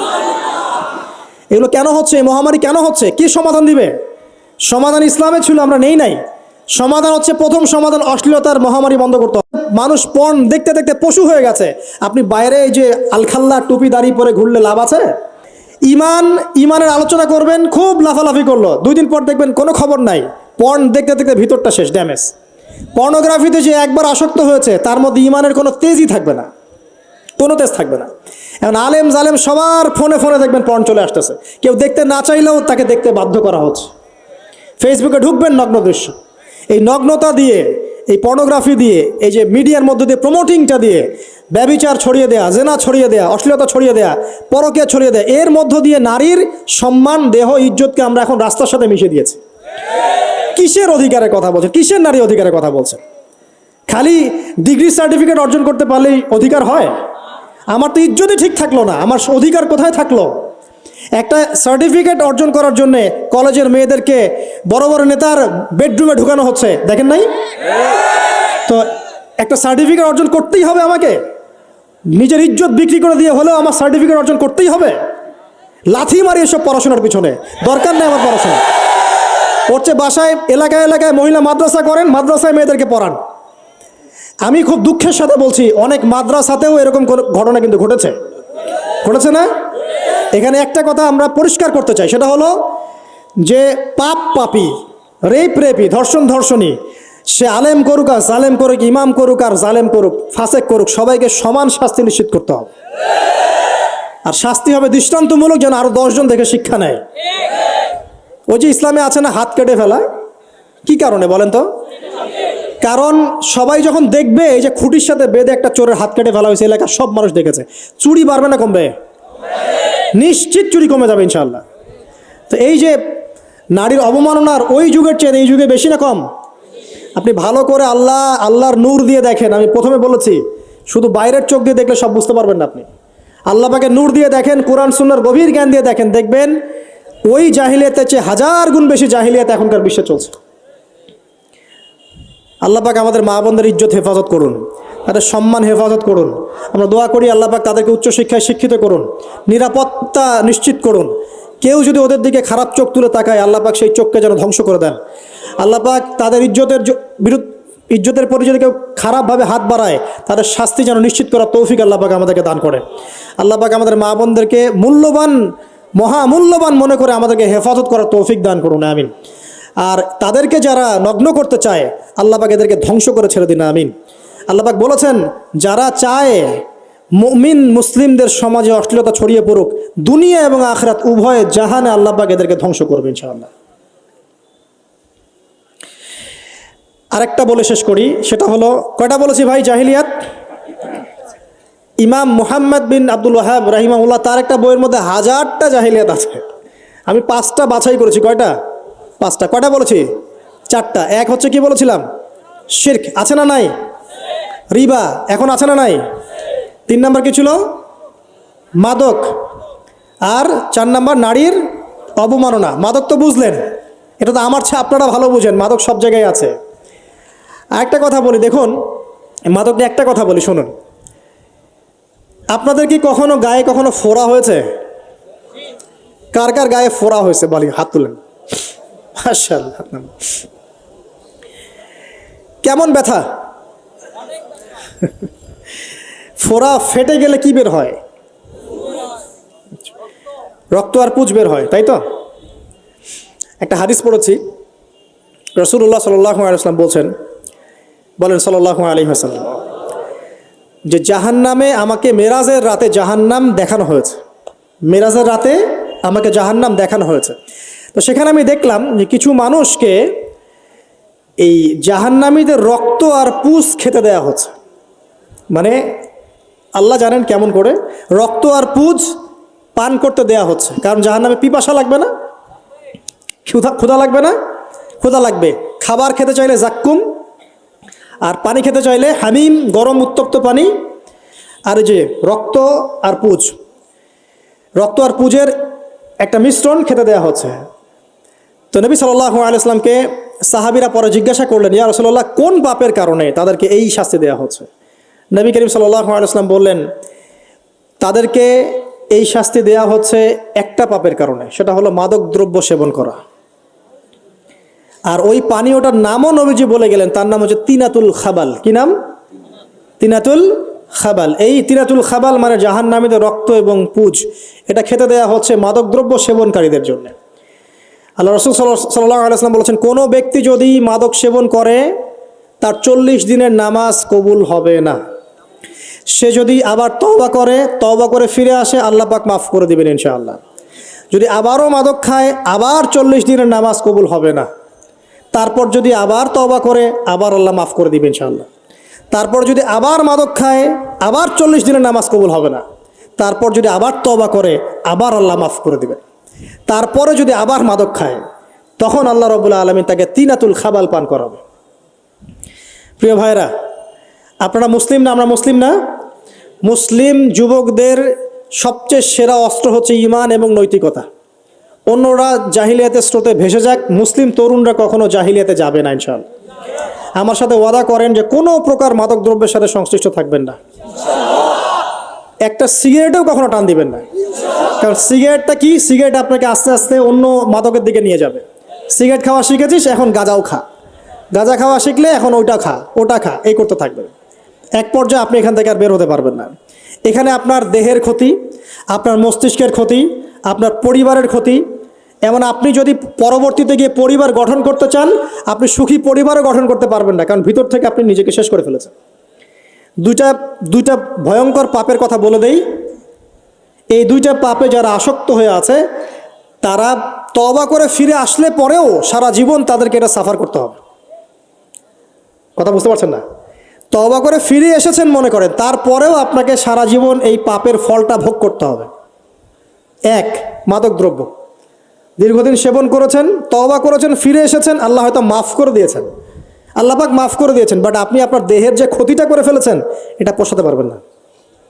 এক নাম্বার। দুই, তখন আপনি যদি বিয়ে করেন, আপনি স্ত্রীকে সন্তুষ্ট করতে পারবেন না। হ্যাঁ।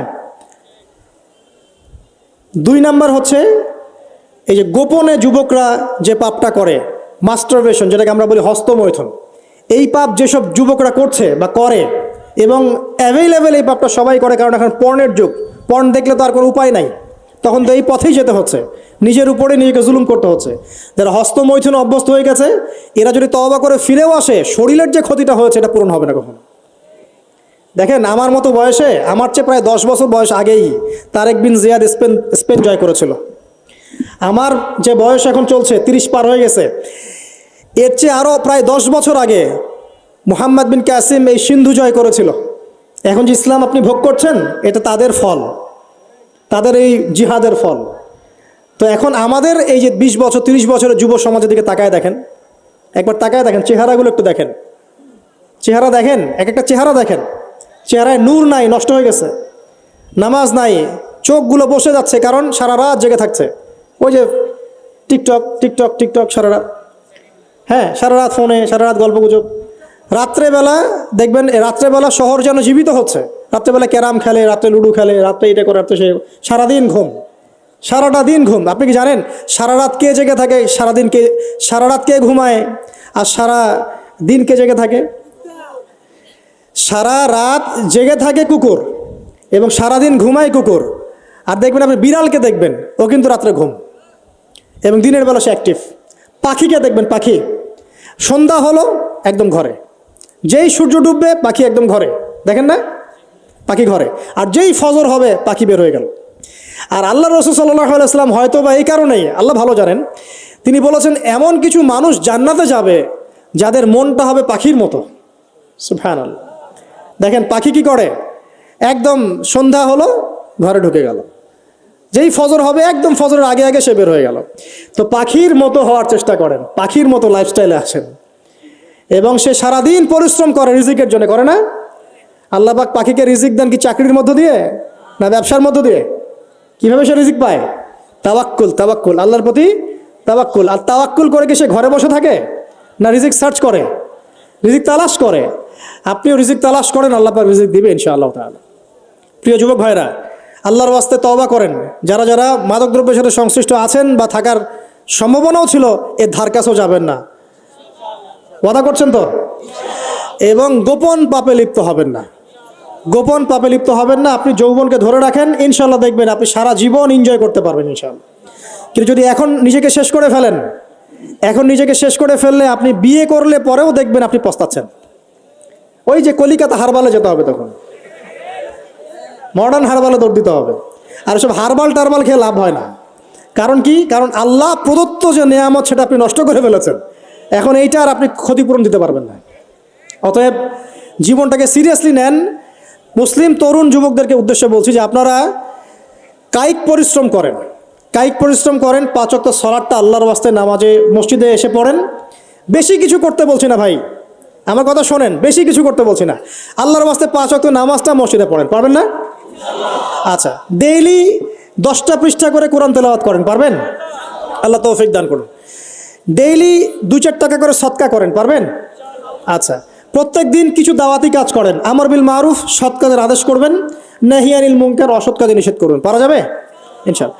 আপনি হালাল রিজিকের একটা সন্ধান খোঁজার চেষ্টা করেন, পারবেন ইনশাআল্লাহ। পড়াশোনায় নিজেকে ব্যস্ত রাখেন, লেখাপড়ায় নিজেকে ব্যস্ত রাখেন। যদি এর পাশে আপনি সময় পান, আমি বলবো আপনি খেলাধুলা করেন।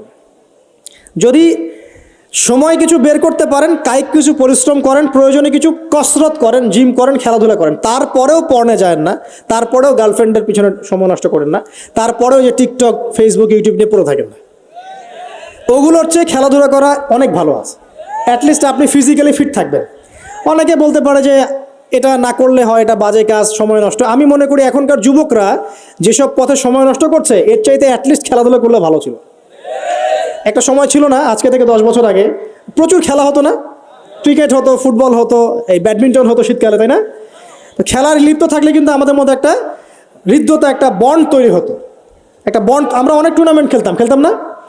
এখন দেখবেন কিচ্ছু নাই, সব বন্ধ, খালি ফোন, সারাদিন কি ফোন। এটা আরও কি ডেঞ্জারাস না? এভাবে তাদের ফিজিক্যাল বডিটা নষ্ট হচ্ছে, মেন্টাল স্ট্রেংথটাও নষ্ট হচ্ছে। এর চেয়ে বরং তারা যদি কোনো কসরত করে, এটা অনেক ভালো হবে। এটা আমার মত, এটা আমি কোরআন সুন্নাহ থেকে কোনো কথা বলছি না। আল্লাহ পাক বোঝার তৌফিক দেখ। শেষ কথা হলো যে আইয়ামে জাহিলিয়াতের আরেকটা নির্মম বর্বরতা ছিল হচ্ছে গোত্রীয় দ্বন্দ্ব। কি ছিল? গোত্রীয় দ্বন্দ্ব। এটাই দিয়ে আমি শেষ করছি। সেটা হলো কেমন গোত্রীয় দ্বন্দ্ব? মনে করেন একটা গোত্রের নাম বনু তামিম, একটার নাম বনু হানিফা, একটার নাম হচ্ছে বনু কোরাইজা, একটার নাম হচ্ছে মনে করেন বনু মাখজুম, আরেকটা হচ্ছে বনু আদি। এরকম অনেক গোত্র ছিল আর কি। তো এই গোত্রগুলোর মধ্যে আপোষে দ্বন্দ্ব চলতো। খুব সামান্য কারণে তারা দীর্ঘস্থায়ী যুদ্ধ করত। একটু বোঝার চেষ্টা করেন, খুব সামান্য কারণে তারা লম্বা লম্বা যুদ্ধ করত। একটা উটকে কেন্দ্র করে প্রায় 80 বছর যুদ্ধ হচ্ছে। কত বছর? 80 বছর। এখন আপনাকে বলি, এই যে জাহেলিয়াতের এই যে গোত্রীয় হানাহানি, মারামারি, কাটাকাটি, এটা কি এখন সারা বিশ্বে ছড়িয়ে পড়েছে কি পড়ে নাই? আল্লাহর নূর দিয়ে দেখেন, পড়েছে কি পড়ে নাই? দেশে দেশে হানাহানি বেড়েছে না কমেছে? রাসূলুল্লাহ সাল্লাল্লাহু আলাইহি ওয়াসাল্লাম 23 বছর নবুয়তের জীবনে যতগুলো জিহাদ করেছেন এবং সারিয়া করেছেন, এতে সব মিলে হয়তো 2 থেকে 3 হাজার মানুষও মারা যায় নাই। ঠিক আছে? কিন্তু এখনকার দেখবেন প্রথম বিশ্বযুদ্ধেই কয়েক কোটি মানুষ শেষ, দ্বিতীয় বিশ্বযুদ্ধেই আরও কয়েক কোটি মানুষ শেষ। আর সামনে যে নিউক্লিয়ার যুদ্ধ হতে যাচ্ছে, আল্লাহু আলাম কবে হবে, এবং এটা হইলে যে কি হবে পৃথিবীর অবস্থা আল্লাহই ভালো জানে। এমন নিউক্লিয়ার ওয়েপন্স আছে যেটা আসমানে যদি বিস্ফোরণ ঘটানো হয়, তাহলে ওই দেশের সমস্ত ইলেকট্রনিক জিনিসগুলো নষ্ট হয়ে যাবে। বুঝতে পারেন না এই কথা? বোম মারতে হবে না পৃথিবীতে, মাটিতে বোমটা মারতে হবে না, আসমানে বিস্ফোরণ করে দিবে, তাতে আপনার পুরো দেশের যত ইলেকট্রনিক ডিভাইস আছে সব ড্যামেজ। এটা এই যুগ। ওই হিরোশিমা নাগাসাকির কথা মনে আছে? কি হয়েছিল ওখানে বলেন? 2টা বোম ফেলা হয়েছিল, পারমাণবিক বোমা। কে ফেলেছিল? কে ফেলেছিল? আমেরিকা। আচ্ছা, ওই বোম দুটার নাম কি? হ্যাঁ, এই তো জানেন, লিটল বয় আর ফ্যাটম্যান। ওই 2টা বোম পড়ে যে কোটি কোটি মানুষ মারা গেল, এখন পর্যন্ত জাপানের মানুষ তার তেজস্ক্রিয়তায় ভোগে। এখনকার পারমাণবিক ওয়েপন্সগুলো তার চেয়ে অনেক অনেক অনেক বেশি শক্তিশালী, হাজার লক্ষ গুণ বেশি শক্তিশালী হতে পারে। রাশিয়ার কাছে এমন সুপারসনিক মিসাইলস আছে, নিউক্লিয়ার মিসাইলস, যেগুলো শব্দের গতিবেগের চাইতেও 10 গুণ বেশি যেতে পারবে। শব্দের গতিবেগ কত হার্টস বলো? তোমার সায়েন্সে পড়ো নাই? তো এই শব্দের গতিবেগের চাইতেও 10 গুণ 20 গুণ বেশি যেতে পারবে কি একটা মিসাইল। মানে মিসাইল আবার আকাশ প্রতিরক্ষা ব্যবস্থা বলে একটা কথা আছে। আকাশ প্রতিরক্ষা ব্যবস্থায় ওই মিসাইলগুলোকে ডিফেন্ড করে দেওয়া যায়, ধ্বংস করে দেওয়া যায় আকাশেই। ওই প্রতিরক্ষা ব্যবস্থাও ধরতে পারবে না কত জোরে মিসাইল যাচ্ছে। এবং সেই রাশিয়াকে উস্কে দিচ্ছে এখন পশ্চিমারা, ফেলো একটা বোম, ইউক্রেনে একটা বোম ফেলো খালি। ও যদি একটা ফেলেই দেয় তখন দেখবেন পশ্চিমারা সবাই মিলে আবার যুদ্ধে নেমে যাবে, পুরো ব্যাসাকার হয়ে যেতে পারে। আল্লাহু আলাম, আল্লাহ ভালো জানেন। তবে এটা সময়ের ব্যাপার মাত্র যে বিশ্বে একটা ভয়ঙ্কর প্রলয়কারী কিছু একটা হতে যাচ্ছে। বলবো যে ভবিষ্যৎবাণী করে বেড়াচ্ছে। ভবিষ্যৎবাণী করি নাই, আপনার বর্তমান সম্পর্কে জ্ঞান নাই বলেই বর্তমানকে আপনার ভবিষ্যৎ মনে হয়। বর্তমান সম্পর্কে আপনি অজ্ঞ বলেই বর্তমানের জ্ঞানটাকে আপনার কাছে ভবিষ্যৎ মনে হচ্ছে। বর্তমান সম্পর্কে জ্ঞান অর্জন করেন, দেখবেন সঠিক বুঝতে পারবেন। নিউক্লিয়ার যুদ্ধের দ্বার প্রান্তে তো যেটা বলছিলাম, যে এই যে গোত্রীয় হানাহানি দেখেন ছড়িয়ে পড়েছে, আর এই হানাহানিকে উস্কে দিচ্ছে কারা? এই উদ্দেশ্য বাস্তবায়নের জন্য তারা এই কাজগুলো করে বেড়াচ্ছে। আইয়ামে জাহিলিয়াতের সেই যে সুন্নত, ওই যে জাহিলিয়াত এখন সারা বিশ্বে এভাবে ছড়িয়ে পড়েছে। অতএব আপনার চোখ কান খোলা রাখতে হবে। ভয়ঙ্কর অবস্থা সামনে। দেখেন না, গভর্নমেন্ট বলছে এখন যে সামনে ভয়ঙ্কর খাদ্য সংকট দেখা দিবে, কৃষিজ দিকে ফোকাস করতে বলছে এবং নিজেদের খাদ্য উৎপন্ন করার দিকে মনোযোগী হতে বলছে। এই কথাগুলো 5 বছর থেকে বলি নাই, তখন তো খারেজি হয়ে গেছিলাম। এখন এই কথাগুলো খোদ আমাদের দেশের প্রাইম মিনিস্টারও বলছেন, আলহামদুলিল্লাহ, তাকেও সেই বুঝ আল্লাহ পাক দান করেছেন।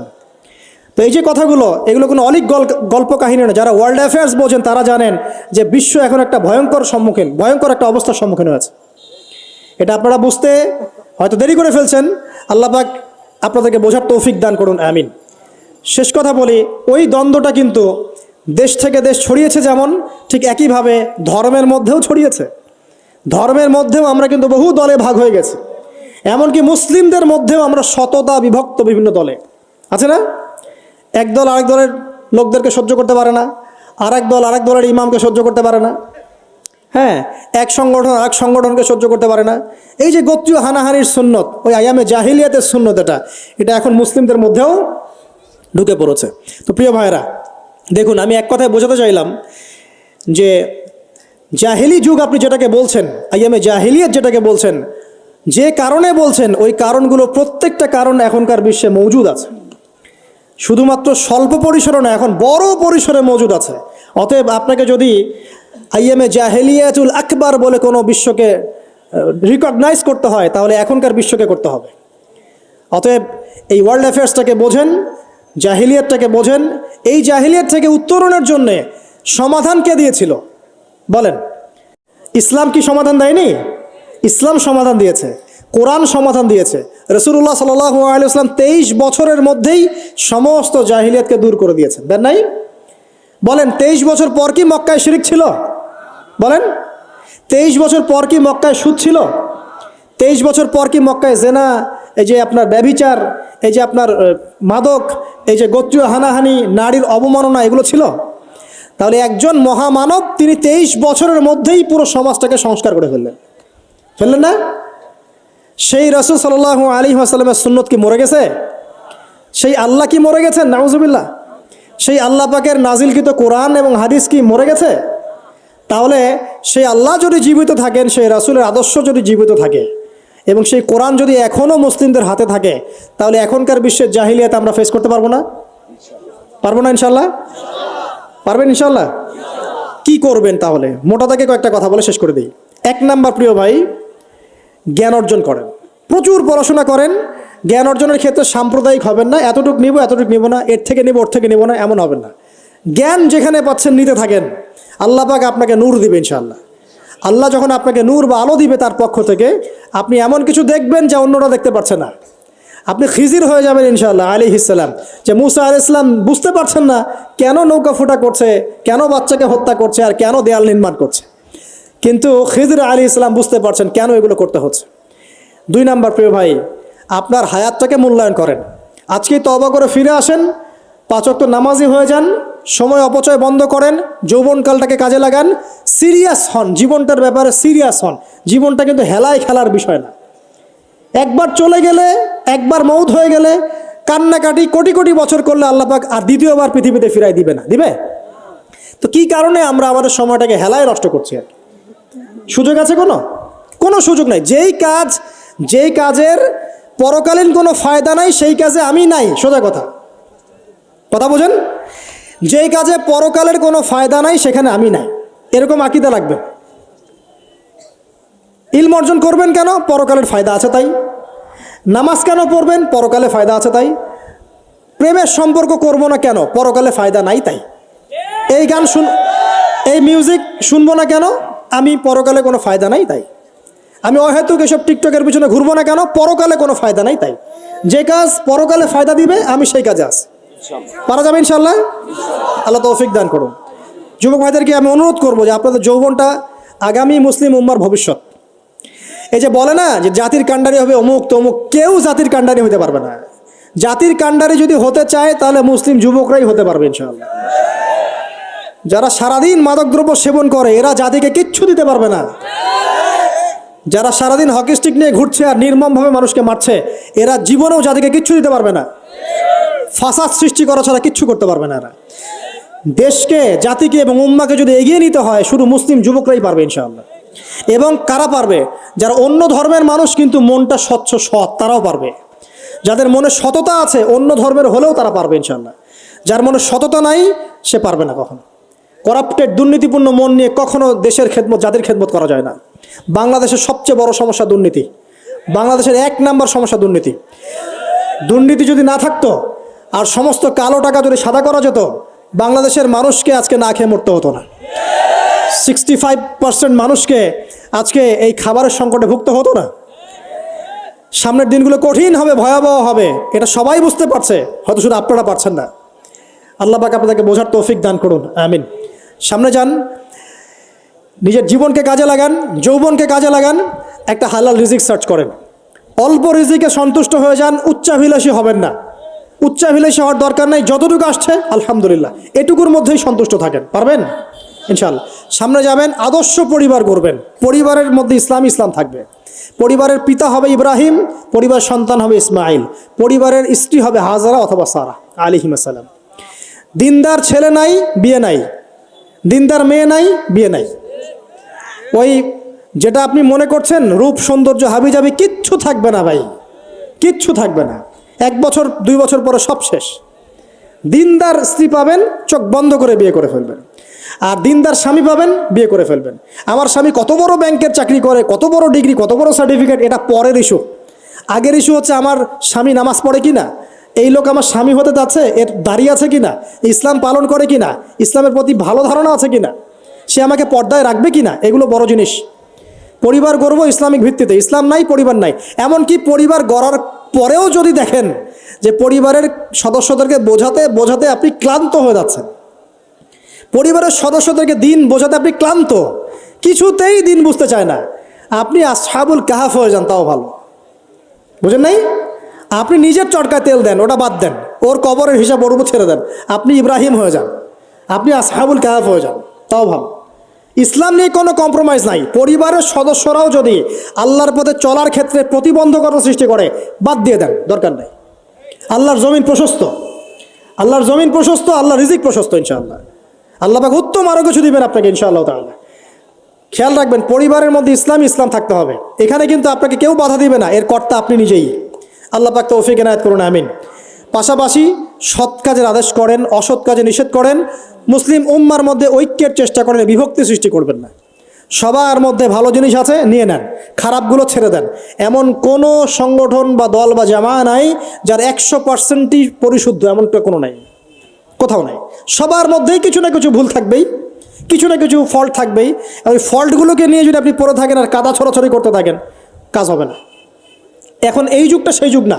এটা কি সাহাবীদের যুগ যে চুল ছেঁড়া বিশ্লেষণ করতে হবে? এখন কি খেলাফা কায়েম আছে? সাহাবীদের যুগে খেলাফা কায়েম আছে, ইসলামিক অর্থনীতি কায়েম আছে, ইসলামিক রুলিংস চলছে।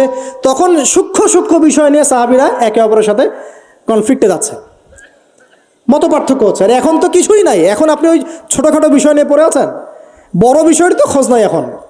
আল্লাহ পাক আমাদেরকে বোঝার তৌফিক এনায়েত করুন, আমিন। সামনে এগিয়ে যাবেন এবং দিনের জন্য কিছু করার চেষ্টা করবেন। আপনার জান, আপনার মাল, আপনার সময় শ্রম দিয়ে ইসলামের জন্য কিছু করে যাওয়ার চেষ্টা করেন। কিছু না পারেন একটা এতিমখানা করেন, একটা মাদ্রাসা করেন, একটা মসজিদ করেন, ঠিক আছে, একটা সামাজিক সংগঠন করেন, একটা কি বলবো, আপনি যদি পলিটিক্সও করেন করেন, কোনো সমস্যা নাই, কিন্তু এটাকে ভালোর দিকে নিয়ে আসেন, ন্যায়ের দিকে নিয়ে আসেন। দুর্নীতি অন্যায় বাদ দেন, অন্যের ক্ষতি করা বাদ দেন, অন্যের গীবত তহমতের সংস্কৃতি বাদ দেন, ভালো কিছু করেন, সামাজিক কাজ করেন, মানবতার কাজ করেন। আপনি যদি লিখতে পারেন লিখেন, বলতে পারলে বলেন। আপনি কিচ্ছু করতে পারেন না, অ্যাটলিস্ট আপনি ইসলামপন্থীদেরকে সাপোর্ট দেন, আপনার সম্পদ দিয়ে, আপনার অর্থ দিয়ে সাপোর্ট করেন। কিচ্ছু করতে পারছেন না, কিছুই করার ক্ষমতা নাই, নিজেকে নিয়ে ব্যস্ত থাকেন, আগুন উস্কে দিয়েন না। মনে করেন আপনার কিছু করারই ক্ষমতা নাই, কোনো যোগ্যতা নাই, ঠিক আছে, আপনি চুপ থাকেন, অ্যাটলিস্ট আপনি আগুন উস্কে দিয়েন না, নিজেকে নিয়ে ব্যস্ত থাকেন, আপনি আপনার কাজ করেন। আল্লাহ পাক আমাদের সবাইকে দিনের জন্য কিছু করার তৌফিক দান করুন, আমিন। আর সবশেষ কথা হচ্ছে যে বর্তমান অর্থনীতি, সমাজনীতি, বিশ্ব ওয়ার্ল্ড পলিটিক্স, এগুলো খুব ভালো করে পড়াশোনা করবেন, করে কোরআন সুন্নাহর সাথে মেলাবেন, আখিরুজ্জামানের হাদিস এবং আয়াতগুলোকে স্টাডি করেন, সমসাময়িক প্রেক্ষাপটের সাথে এই পরিস্থিতিগুলো মেলানোর চেষ্টা করেন, দেখবেন আপনার চোখ আল্লাহ খুলে দেবে ইনশাআল্লাহ। এবং ইনশাআল্লাহ আজ্জা ওয়া জাল আপনি এমন কিছু সলিউশন জাতির সামনে উপস্থাপন করতে পারবেন যেটা আর 10 জন পারছে না ইনশাআল্লাহ। সর্বপ্রথম কথা, ব্যক্তিকে পরিশুদ্ধ করি, আত্মশুদ্ধি অর্জন করি, আল্লাহর হুকুম আহকামগুলো পালন করি, পরিবার গঠন করে হালাল রিজিক সার্চ করি, এরপরে আমি দিনের জন্য কিছু করার চেষ্টা করি। যদি আল্লাহ পাক আমাকে আরও বেশি যোগ্যতা দেন, তখন আরও বড় পরিসরে দিনের খেদমত করার তৌফিক আল্লাহর পক্ষ থেকে চেয়ে নেই, আল্লাহ পাক কবুল করবেন ইনশাআল্লাহু আজ্জা ওয়া জাল। আজকের মতো আমরা আর লম্বা করছি না, এখানে শেষ করছি। আমরা কিছু প্রশ্ন উত্তর দিব ইনশাআল্লাহ, তবে দোয়া করছি আমরা, আপনারা সবাই দোয়ায় শরীক হন যে আল্লাহ রাব্বুল আলামিন আমাদের সবাইকে যেন কোরআন এবং সুন্নাহর ইলম অর্জন করার তৌফিক এনায়েত করেন, আমিন। এবং আমাদেরকে সংকীর্ণ মানসিকতা থেকে বেরিয়ে আসার তৌফিক দান করেন। আল্লাহ পাক আমাদেরকে ওই আইয়ামে জাহিলিয়াতের সেই বড় বড় পাপগুলো থেকে বাঁচিয়ে রাখুন, আমিন। এবং এই পাপগুলোর যে মহামারী এখন চলছে, এখান থেকে আল্লাহ পাক আমাদের পরিবারবর্গকে হেফাজত করুন। আল্লাহ আমাদের মা বোনদেরকে খাস পর্দায় থাকার তৌফিক দান করুন। আল্লাহ পাক আমাদের যুবক ভাইদেরকে যাবতীয় পাপাচার ছেড়ে দেওয়ার তৌফিক দান করুন। আল্লাহ পাক আমাদের যুবক ভাইদেরকে 5 ওয়াক্ত নামাজি বানিয়ে দিন। আল্লাহ পাক আমাদের যুবক ভাইদেরকে এই মাদক, পর্ন এইসব ছেড়ে দেওয়ার তৌফিক দান করুন। আল্লাহ পাক যুবক ভাইদেরকে রিজিকের ব্যবস্থা করে দিন। আদর্শ পরিবার গঠন করার জন্য আল্লাহ আপনি সাহায্য করুন। আল্লাহ পাক আমাদের বাচ্চা যারা আছে, কচিকাচা বাচ্চা, এদেরকে ইসলামিক আদর্শে বড় করার তৌফিক দান করুন। আল্লাহ পাক আমাদের ঊর্ধ্বতন কর্তৃপক্ষ যারা থাকবে, প্রশাসনে, রাষ্ট্রে, যে যেখানেই থাক, আমরা দোয়া করি আল্লাহ পাক সবাইকে ঈমান দান করুন, আমিন। এবং আল্লাহ পাক তাদের গুনাহগুলোকে মাফ করে দিন। আল্লাহ পাক তাদের হাতকে শক্তিশালী করুন এবং তাদেরকে মুসলিম উম্মার জন্য কাজ করার তৌফিক দান করুন এবং ইসলামের শত্রুদের বিরুদ্ধে তাদেরকে শক্ত অবস্থান নেওয়ার তৌফিক দান করুন, আমিন।